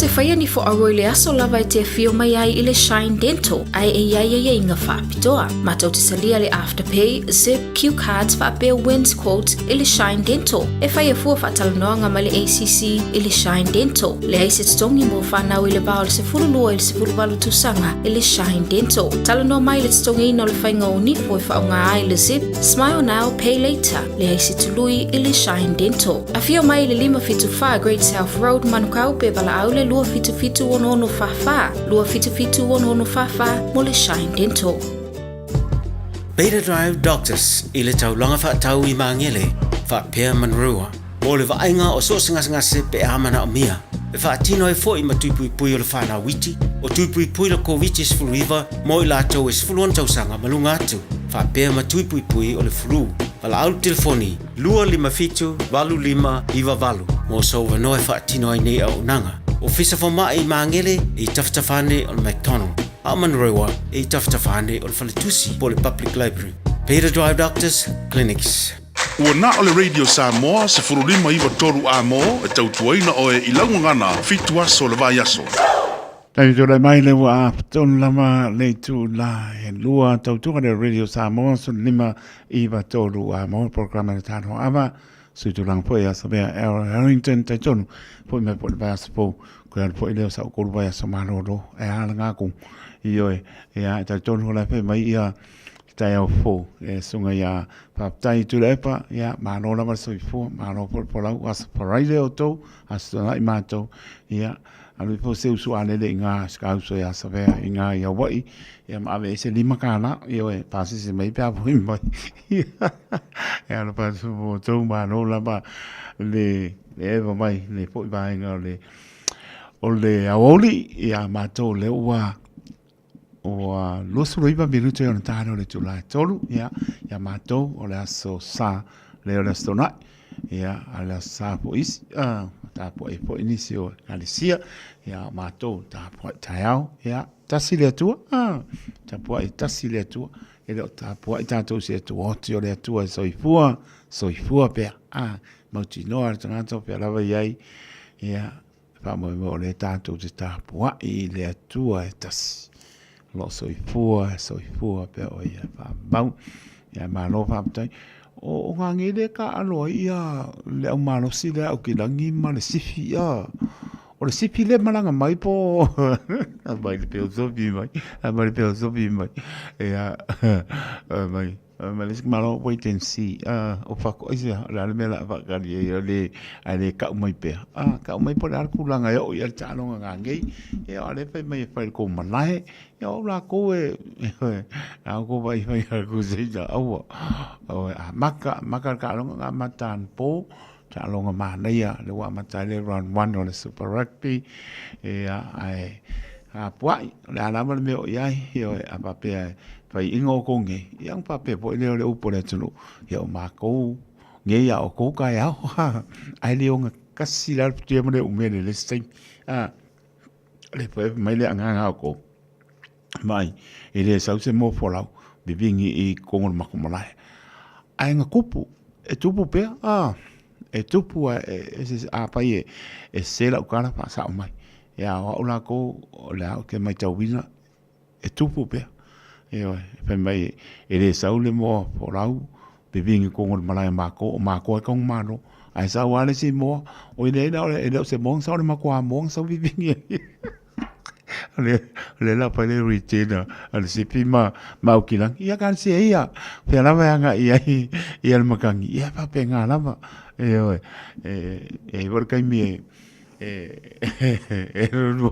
mo le si aso se ka ngo so ia nga o ma lo si lo lango ia o pe la te lango ia o ia le na mo ka ko sa le cha le ba pa me ko sa ia ai tai a wo le nga sala se va ukara le manga ya awala le ita awala le sua matango pie sua malie sua nga esel mana ya e si ara pia o mako e ale sua ko ai ku ki mai nga me malo ala pa penga na ba il ke me fa kamalai ya malo pa tai pa wina tanielo o mai papa toi so ke leso nga papa toi le we papa wina tanielo ya malo la ma mai me ke tu sa ene pe ya sina leo ya man mano le tro marieta ainga papa tai alo sina ati mai mara rapet ya malo la papa tai nge misi lo swafa pa mana tu atu le tina matua tu lo pa ya mo maru swafa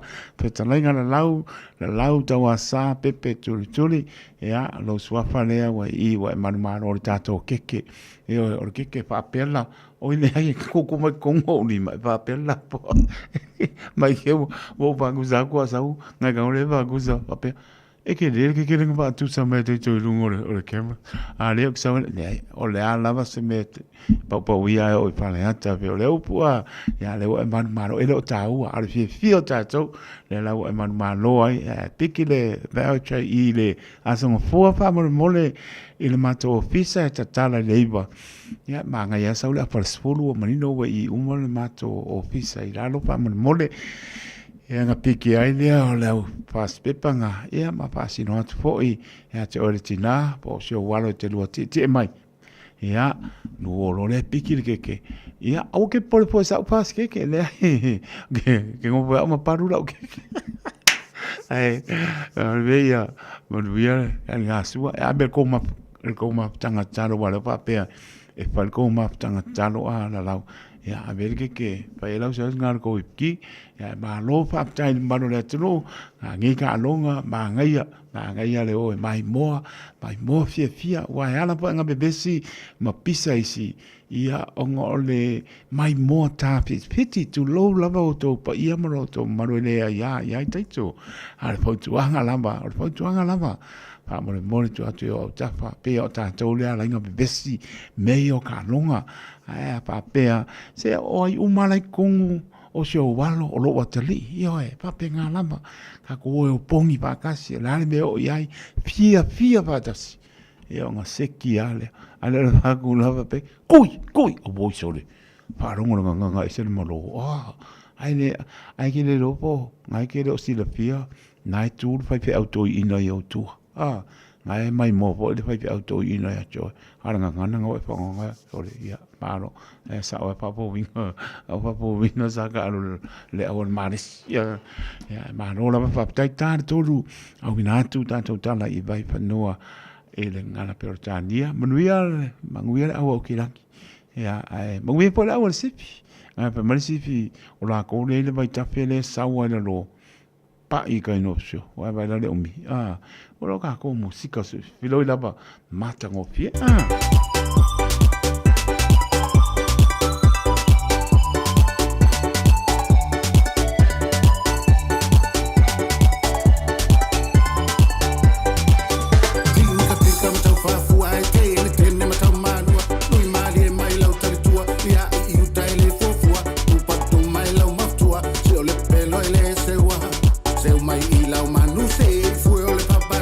Tinga tinga matau fa fuai ke, tene matau manua.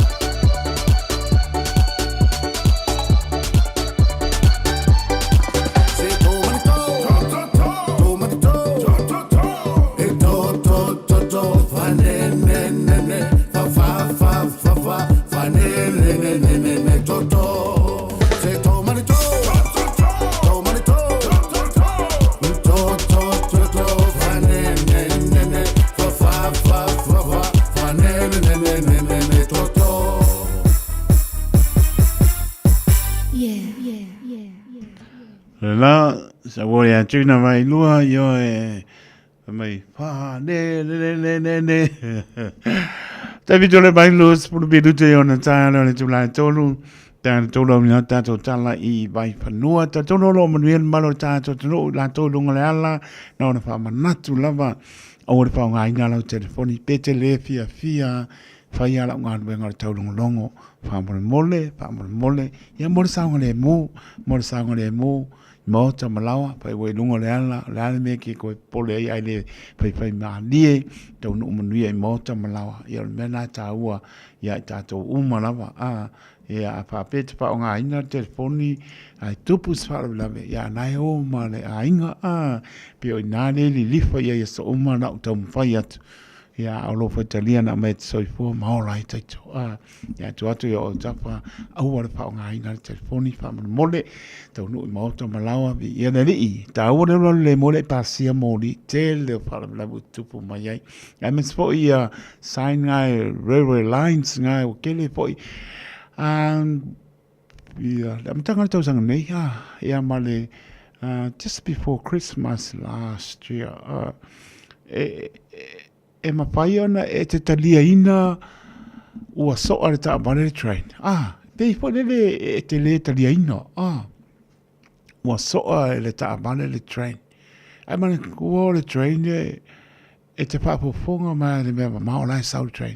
Pa ole kusala ole tulanga tonu la ina faina kusa we trusting te le ia me o lau papa foi fa la lama ya ai la we lo ku e te me fe o zai molina mole o pu moni ale o pu nai le se au ta to la ne pa o to le e pe ale o la tala le fa to ta u po pe lava e ai sai nga te le le mo fa mole o te leta ria ina fai me o so o ta bale train ma liwai ia le si tu langa o le sabali ai fai me o so o train le tangata e le karia inga I lofin ngaro ka ilo ia oe e alanga o le taria ina le train ke pa fonga mai ai kai Mission Bay o le ala ku ngi o tara e le ai ma se o le umi o le train e fa pe langa so o le train e se banga na o tanga fiela aba ona po se po la au pasaina tu langa la na o e a malo pa tadia ya po tuanga mo ta to ta u te le le mo li ya mfa ilo ilo nga le train pa mo mole a wo trusting a te le ta to me nga o papa I pa la e te mi le olai ala sauda ko train wo le ola mo li nga le la ko ka kuria ki fa ka se e mo mai pa o mai mo ri ku le ai pe a la tala le fa ya tu le fa tu nuina ma mando le ateno e sa al fo tuanga mo tato uma ma fo ma to ye fa sa lo tu le va pe e un ngi tu ma to e ma to la lo tu a so le ma to tu la pono ya pa wa nga I mo to malawa tau nu le manuia tau ta Yesu e tau sa ya fa ilo lungo le wala o le nam to ma ninoa soli tu la pono ma mo lo sa la ta la lo sa tu e fanga ina yo walo pe pa o ngari tonu masina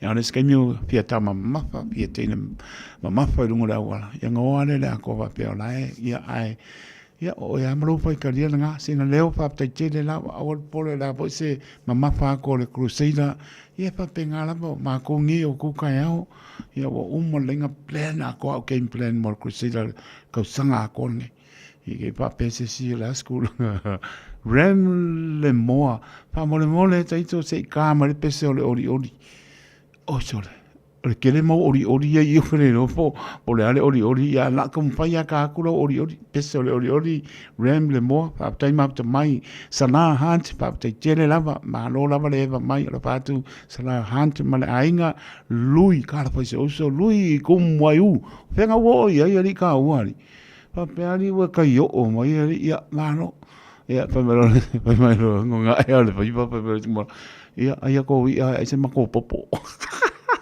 ai ma ka kia o te pa ya tu yo to ori yo to ori ele au no nga wala ku ben le mo sawa no ma la tu de no for le e tu la po ia lo tu ma ka Ia te uti maro le toro.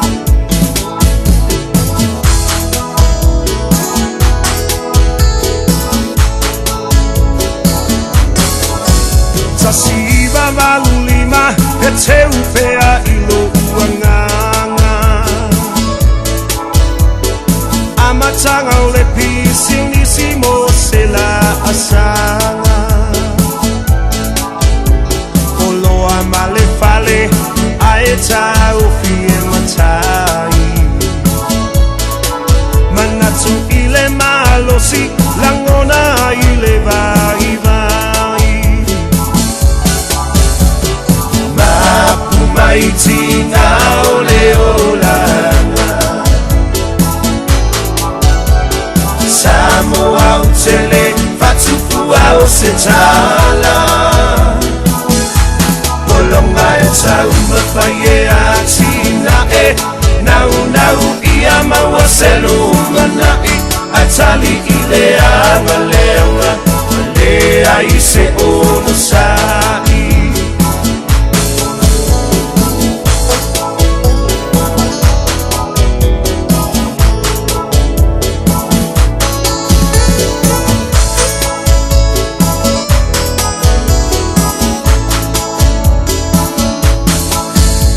O mai tau sanga whea ngai pea mawhainga tā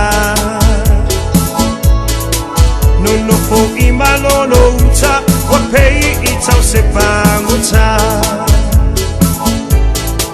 Talape a vea I solo molia I le tula pono Whai mai e tafi e se ita o whanue umi e sa o loto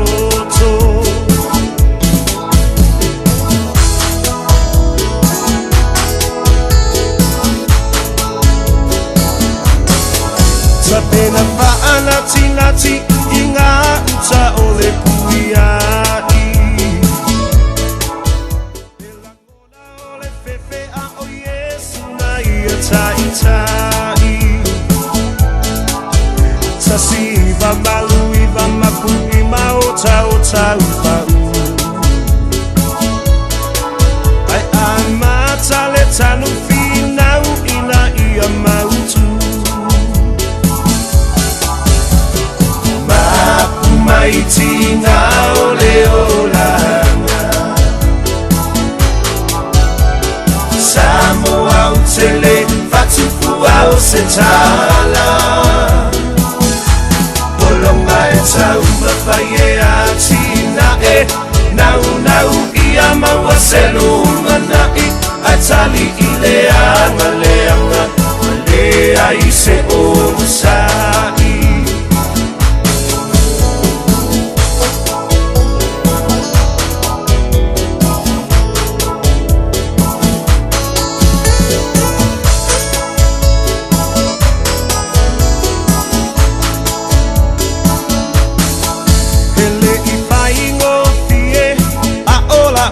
Tuole maa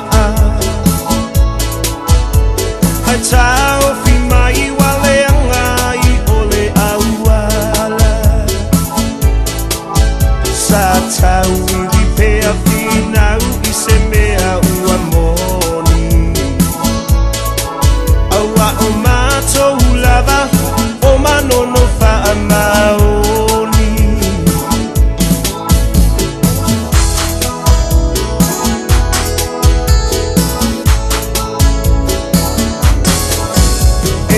Yellow I mata na au mai ale oli oli Awa e tofi mai langi ole nu e whai mo tofi O wha amanu ianga e maua I le loto o le sani Le mapuitina lea ua wha aingo ai a upasi Mai tina ole olanga Samoa utele fatufu au se tala Polonga e tau mawhaie a tina e Nau nau ia maua selu manai A tali I leanga leanga Lea I se ono sai Mai tina ole olanga Samoa utele fatufu au se tala Polonga e tau mawhaie a tina e Nau nau ia maua selu manai A tali I leanga leanga Lea I se ono sai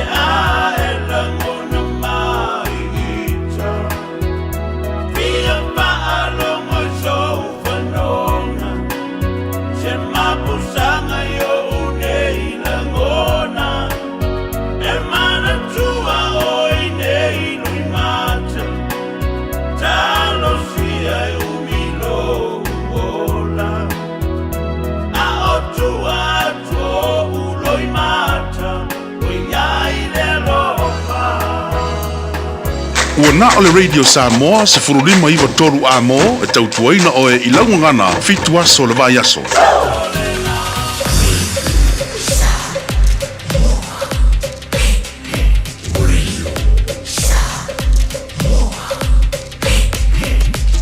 Tasilima iwa toru a mo.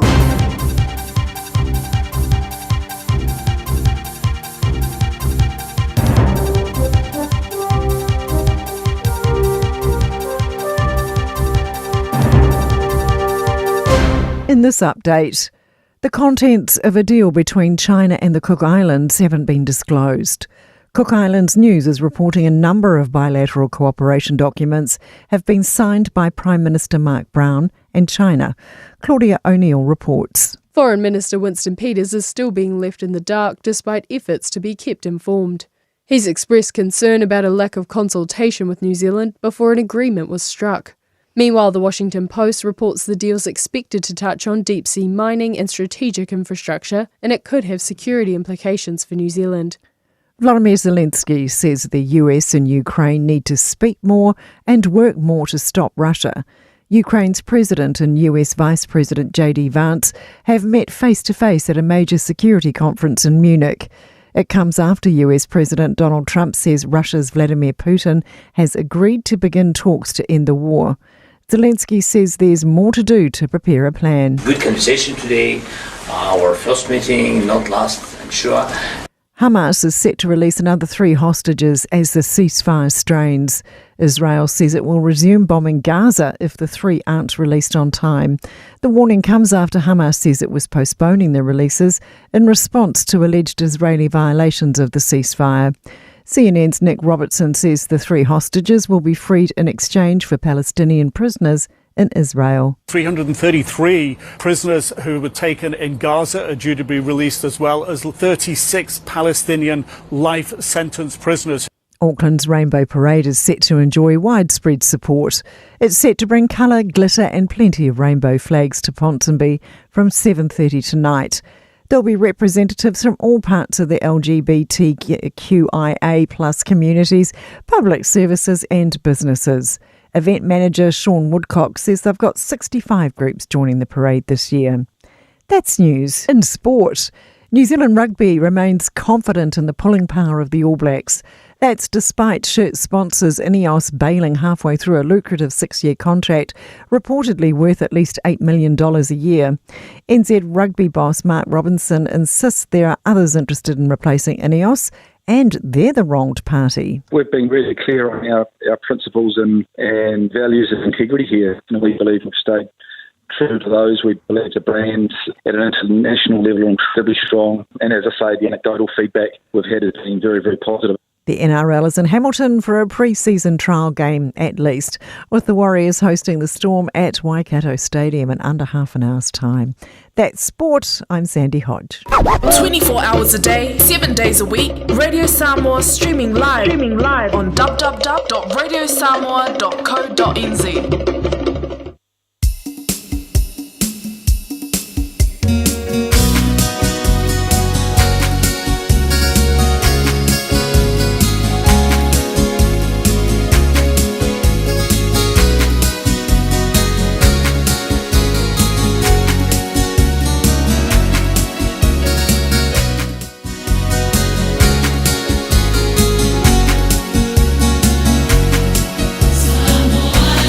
What's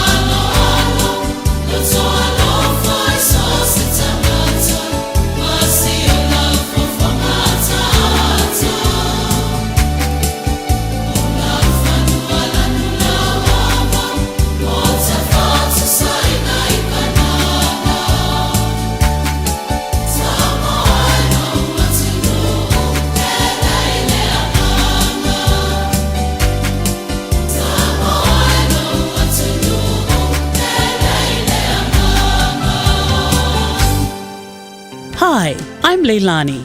I live with my husband, kids, and my parents. When one of us is sick, I call Healthline. It's a free service where I can talk to a nurse or paramedic for health advice and information about what to do next.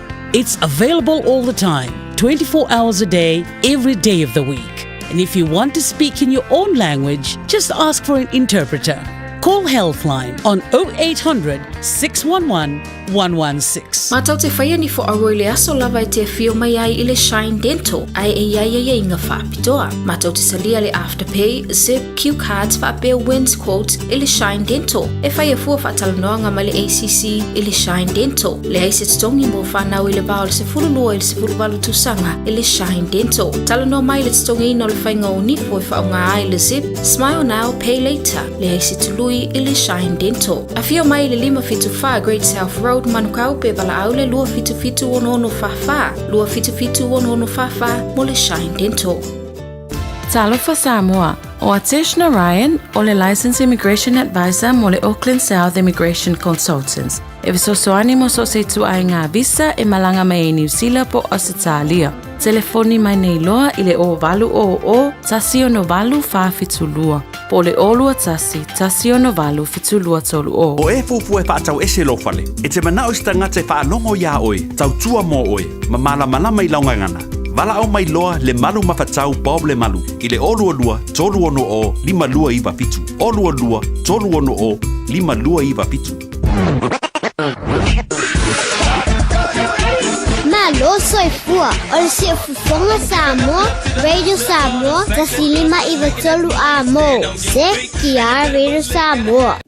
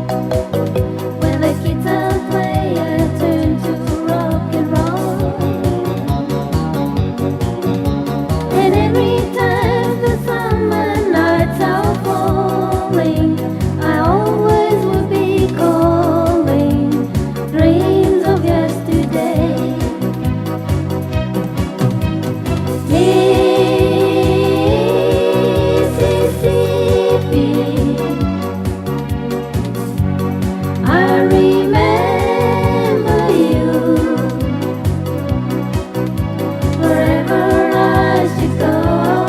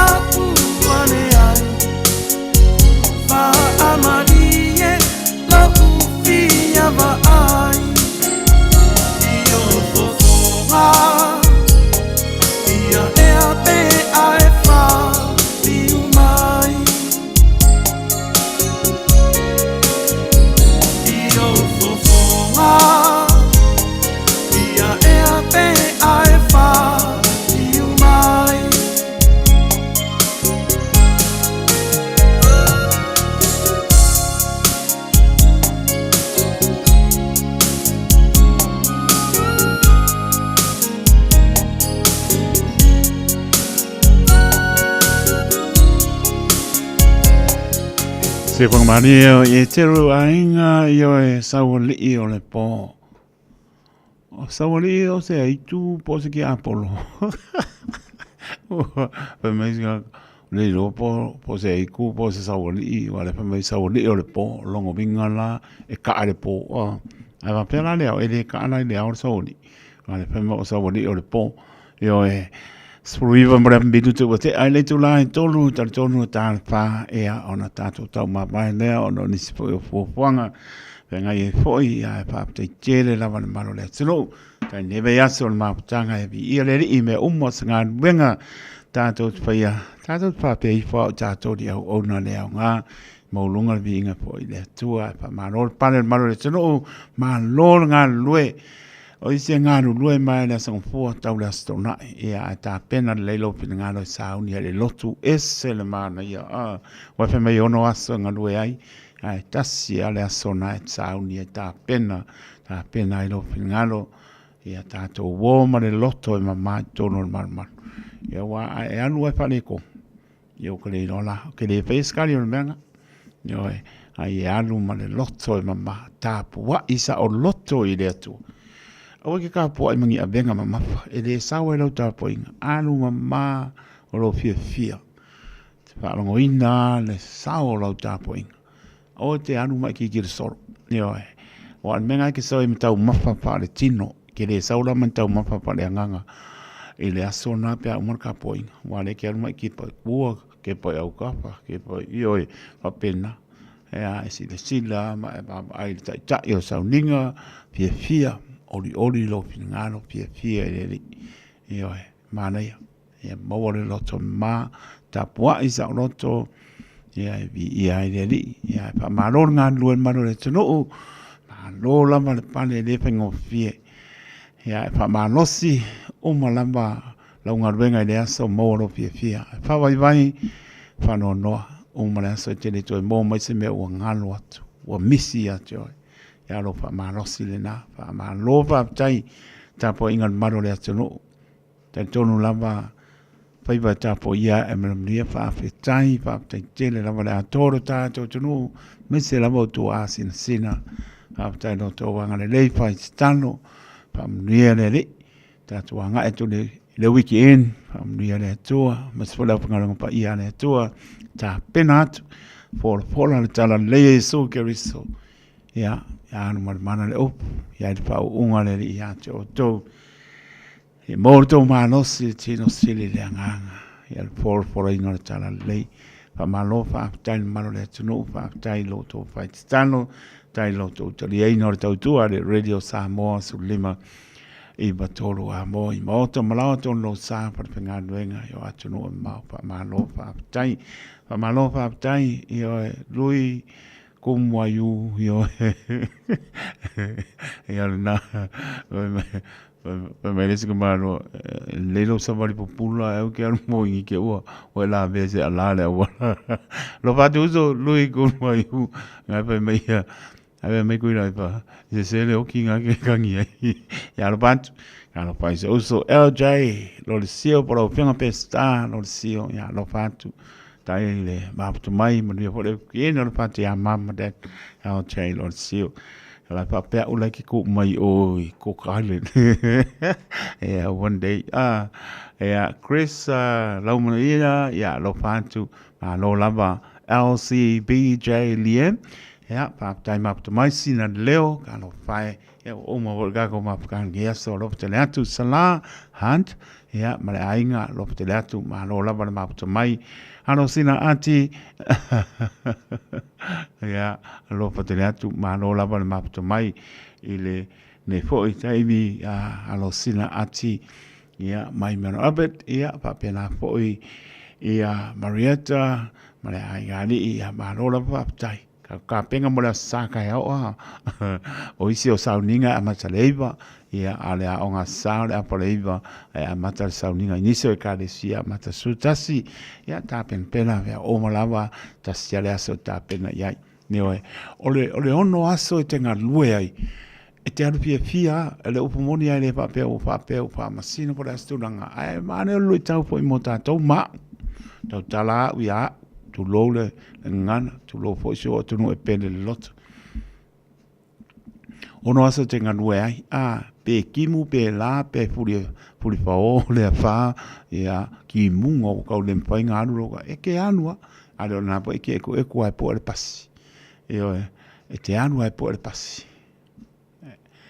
ai sia na te manatu lo wainga ko ala na polo e mo ko fia pa tai matu lo fa mano I lo fa mano si na le ono aso tenga lue ai lo manatu le ainga ine ia awane I whāno lo ta maiti ia ma me whai tu lo e wai whaapatai o lo la sa ki munga ma wha o ko au le whainga e silangi papo lau whamarama le pisi marke le alu e sa vidia kasi al whai unga e whai oe se I o lotu I le asa mam se kako loko I le asa ua mawha marikimu e oe ale na o mkoa ki munga to manatu lai kai miranga e ono aso mai ai po le aki munga mane pa e ke lo wa e ke alua tampai a te o al pengal venga ia umana wono aso eser manga ia i lo wa langona pie o te papatai me o pa malosi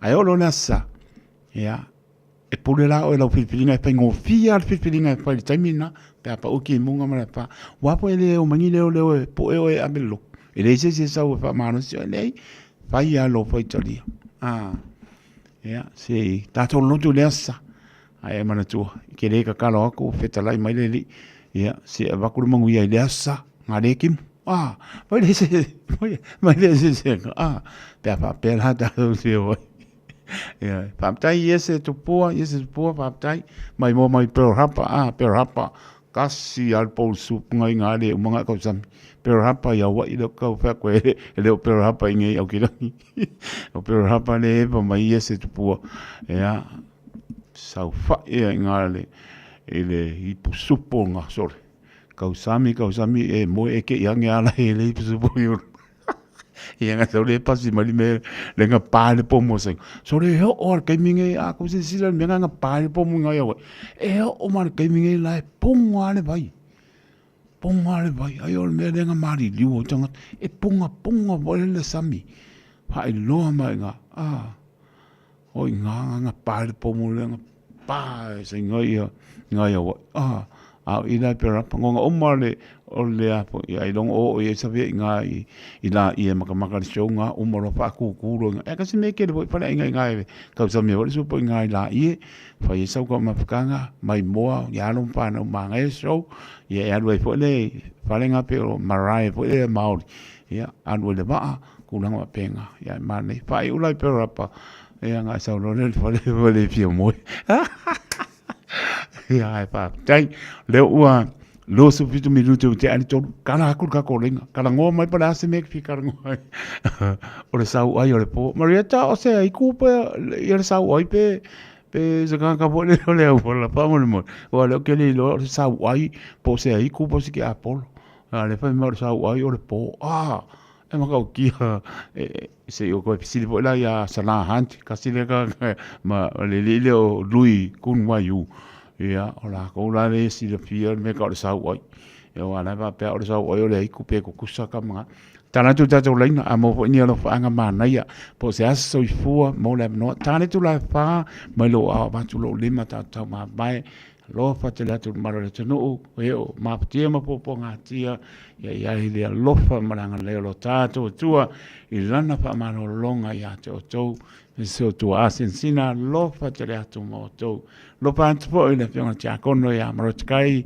luaiva tai ma lo le pale ma lo tele tali mai tu lo le ngana levan fe ngai mati nga o tino lo fiona le tia kono marotkai luaiva le se me lilo se fanga le li le po se me pa inta le li lana fa mano longa pa yatu ya mawolo mano si to e pa ngane to pi ngane le marpatu ya meliane man no fa ma lo fa tai lo fa to ti ama tua ya la to ya o lo le ayo nga se o tanga matua lo fa te atu lo mori beta sanga na yo tato ma to fa nga sunga to ina ma tanga pa le nga marpatu ya la ia no fa me se le ato tanto e kanisia mo oe tina pele la to ya lo to oto nga se mo tanga se o tanga matua pe po le a fine ya to tu usini a lo fat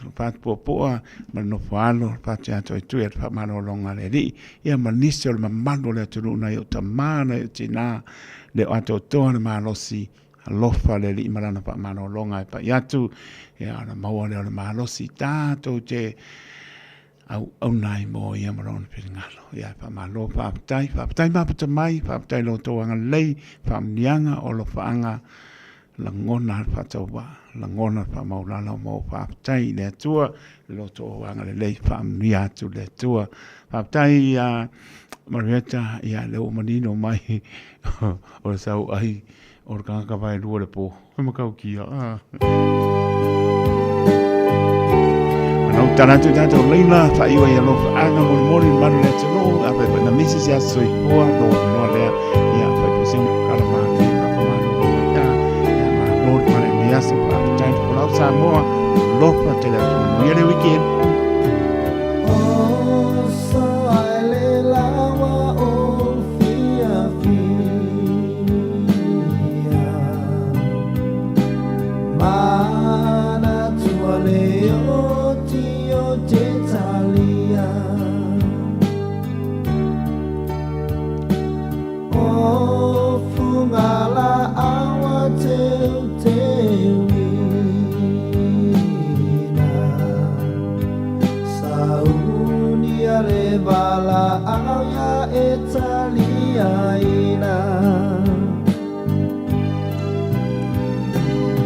Wale ai se tuinana matala le tunga mau lo uti ute ia logo mai ia o sao atuai apai ua o le lango nata ua tuai ua o le alofa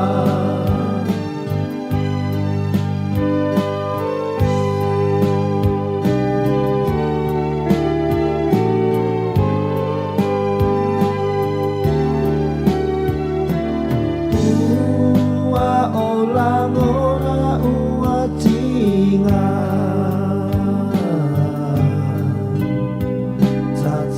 tatalo fa atasi puanga elena o ita ua sala be ete so ona moe aele ala wale ai se tuinana matala le tunga mau lo uti ute ia lomo mai ia o sao atuai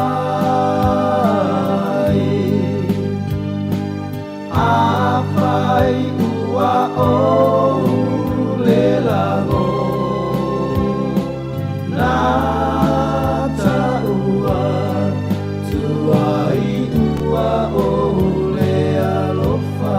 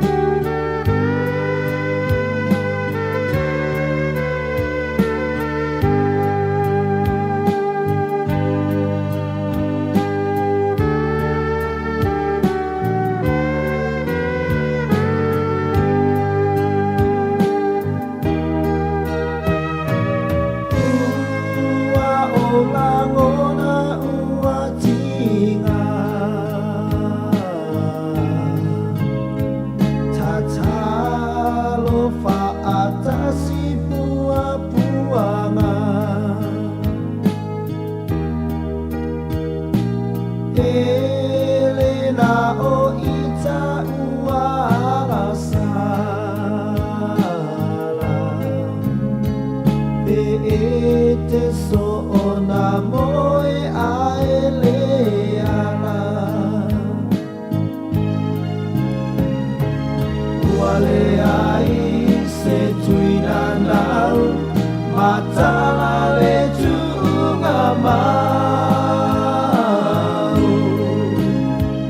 lo uti ute ia logo mai ia o sao atuai apai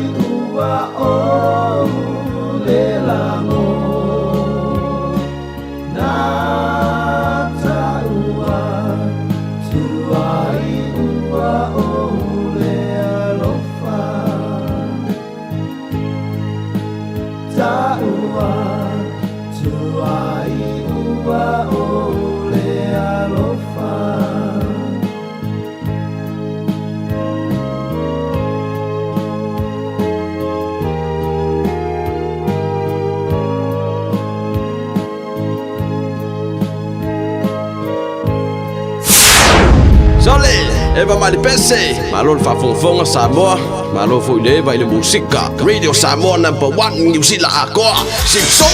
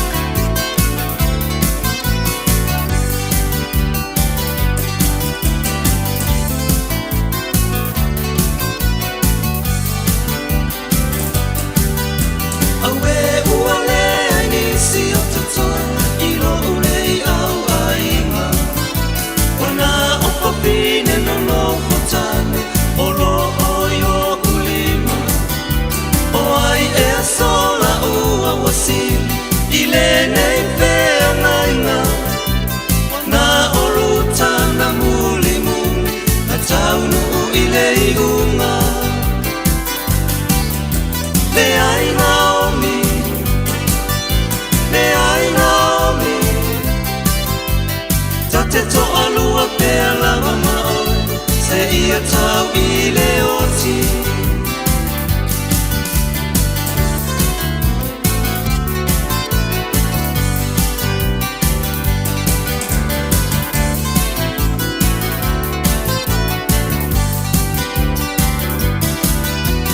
Lele o Naomi e alene, le leo leo le alanga.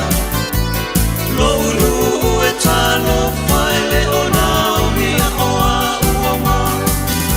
Na o walu atu o te whaatau mai, toi po I mai male matima. Wa ave se ina le tua mea uma, sai o unei lima. Le ai Naomi, le ai Naomi.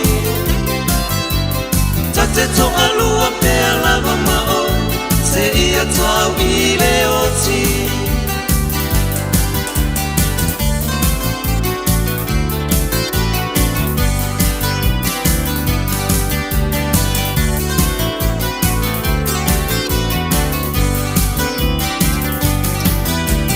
Sauia o e rutala o tama ina toi po I atu.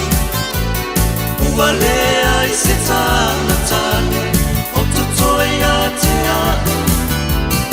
A whaila e te toi paatali se I whanau se si tama.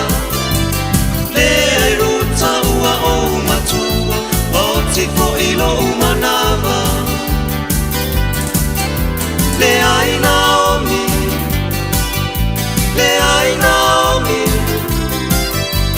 Tate to alua pe lava maoi, se ia tau I le oti. O songi o repo, I a Naomi. O wha vai vai oi, ma ua le wha amalosi. Le ai Naomi, le ai Naomi. Tate to alua pe lava maoi, se ia tau I le oti. Tate to alua pe lava maoi, se ia tau I le oti.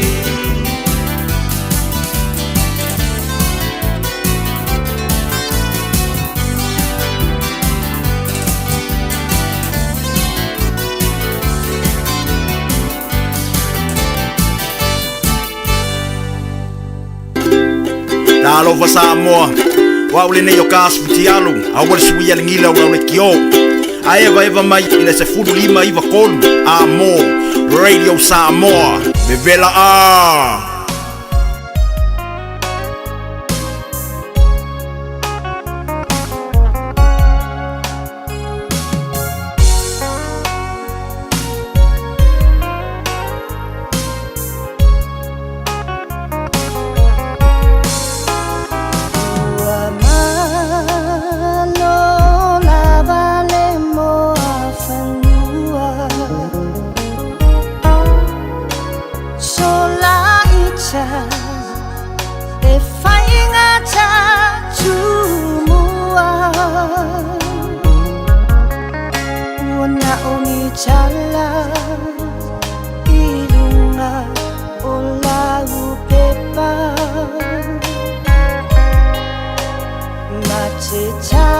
Chala noa e ui lava ua leva.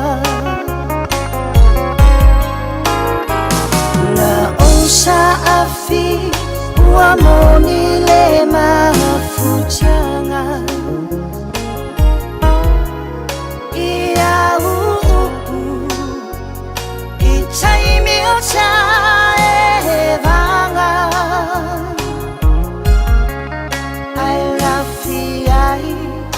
Ua e alofa I se tamaloa. Olo lava nuu e whailo na whale oloa.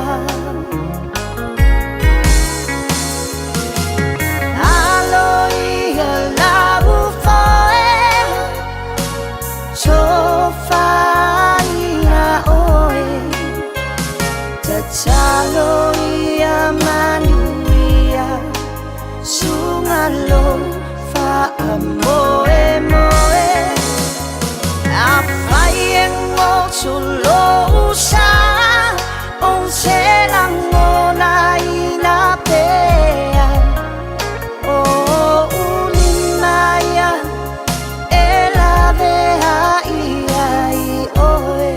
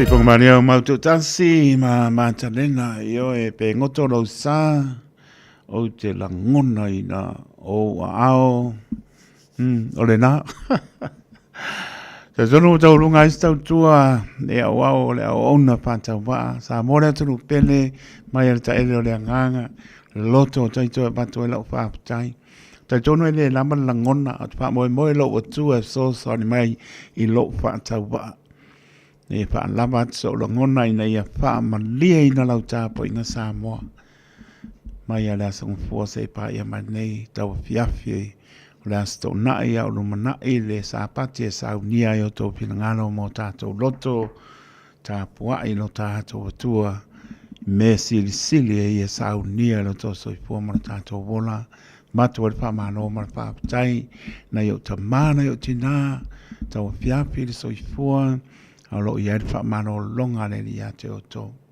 Whaaputai tele lo tō anga le leima lau tāpo inga le atoa o Samoa ia o te oro nei mātunu e mamao e lama o māputa ma ian malo le tunu e matu whamano ma whaaputai ma le pūlenga ma le ngā rurue lau pe ngā ruenga le Radio Samoa. Mātou te langona le wha maulano mwha taia lo tō pa ia malo tō mamanu. O lau tō tāpo inga e manuia ai whaiva o le tautua le Radio Samoa. Mā lo whaapatai lo tō manatu mai. O le mātou ta tālo po le nā. Ia ngā leile i o awa lofa i lunga o le mamanu o le tātua tuno. Ia po inisi o māpatia ma pōpō ngā tia. Ele o lilo se panga leri. Te au ngangi atu. Te bala au atu e tali lo tātou atua. Ia pa mano longa leri. Mamalo le atu no. Pea ngai ma ngase o le tino. Nese o aingo pea ngai pa no noanga. Nese pele ma tanga o motsia ma langan maniu. Ta mai se le nganga o leri. Lo fate to moto e mana tua pe le talo. Ele ngano le auso.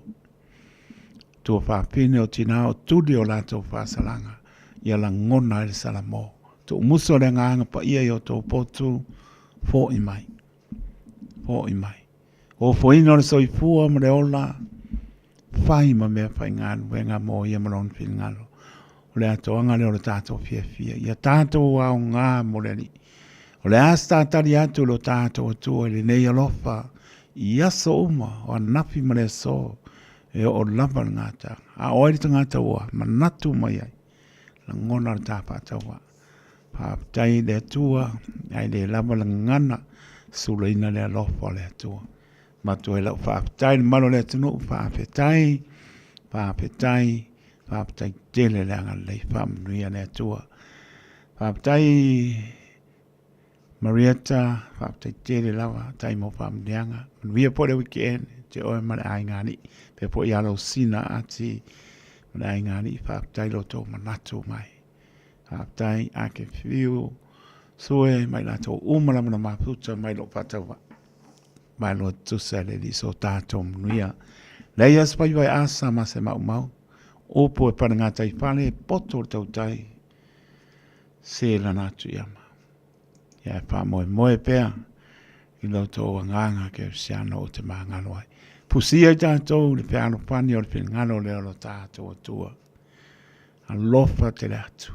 Manuia po i la singo o tutoe le nei aso le uru fafo ma le uru fane. Tāpua inga le ato le tunu i mauta malawa. Upitia i a au la meai. A au pa mano lo tātou atua. Pa i atu. Manuia le tātou pōlaunga. Tau tai pe Yesu lo tātou sā. Manuia le tātou pōlau. Alofa i le mawai. Pāpatai manatu mai. Pāpatai lo tō wangara. Le lo tō fōre langi.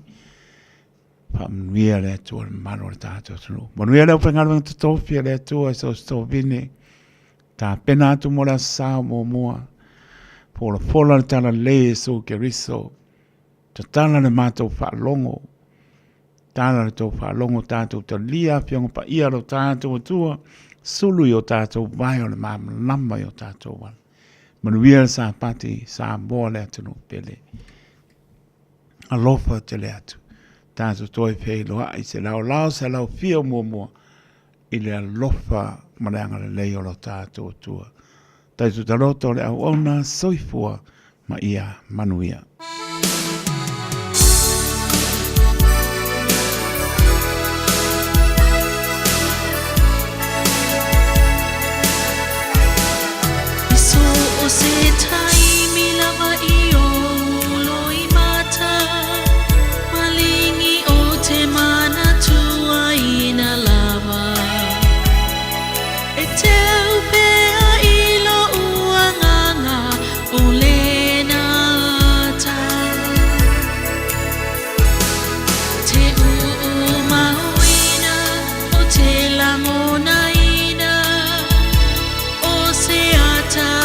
Solo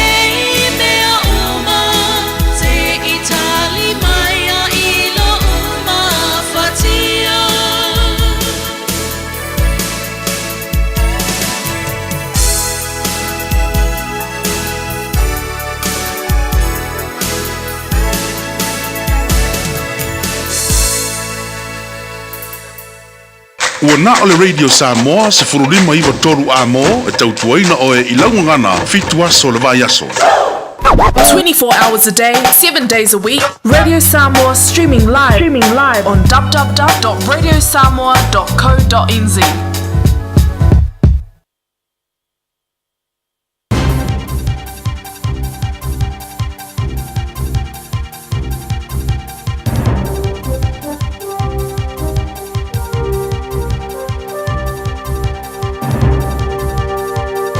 In this update, US Vice President J.D. Vance has met with Alice Weidel, the leader of German far-right party Alternative for Deutschland. The two met after the European Security Conference in Munich, where they reportedly discussed the war in Ukraine and German domestic politics. It comes as local polls show the AfD appear to take second place in Germany's upcoming election. CNN's Frederick Pleitgen says they also discussed the AfD pushing against parties that have ruled out working with them, which Vance also mentioned at the conference. Having J.D. Vance in their corner is something that they believe gives them a great deal of legitimacy. The contents of a deal between China and the Cook Islands haven't been disclosed. Cook Islands News is reporting a number of bilateral cooperation documents have been signed by Prime Minister Mark Brown and China. Foreign Minister Winston Peters is still being left in the dark, despite efforts to be kept informed. He's discussed concern about a lack of consultation with New Zealand before an agreement was struck. Meanwhile, the Washington Post reports the deal's expected to touch on deep-sea mining and strategic infrastructure, and it could have security implications for New Zealand. Air investigators say a helicopter involved in a mid-air collision in Washington, D.C. might have missed instructions from air traffic control. All 67 people died when an American Airlines flight and an Army helicopter crashed last month. The National Transportation Safety Board say a recording from the helicopter cockpit suggests the crew missed an order to pass behind the plane. CNN's aviation analyst Miles O'Brien says a key piece of information. Just one of many missteps and misunderstandings and perhaps discrepancies which led to this. All Black legend Richie McCaw has taken the opportunity to snap a quick selfie with Prince Harry. The pair are currently in Vancouver attending the Invictus Games, an international multi-sport event for injured, sick and wounded military service personnel. That's news. In sport, plenty of optimism from New Zealand Rugby that it can replace the multi-millions of dollars they've just lost from departing jersey sponsors Ineos. NZ Rugby boss Mark Robinson insists there are offshore entities interested in replacing Ineos, and the sports sponsorship market is healthier internationally than locally, much like the economy in general. Overall, when we look to the international market, we do have really strong interest of partnership that we're looking for here, and certainly got really highly engaged domestic partners still, but it is probably slightly more challenging at home. Some late changes for the Warriors against the Melbourne Storm in the NRL trial in Hamilton. Tamari Martin starting at fullback, pushing Tane Tuapiki to the wing. Janelle Harris-Tavita is partnering Luke Metcalf in the halves. That's sport. I'm Sandy Hodge. Talofa, we're the Katinas, and you're listening to Radio Samoa on 1593 AM.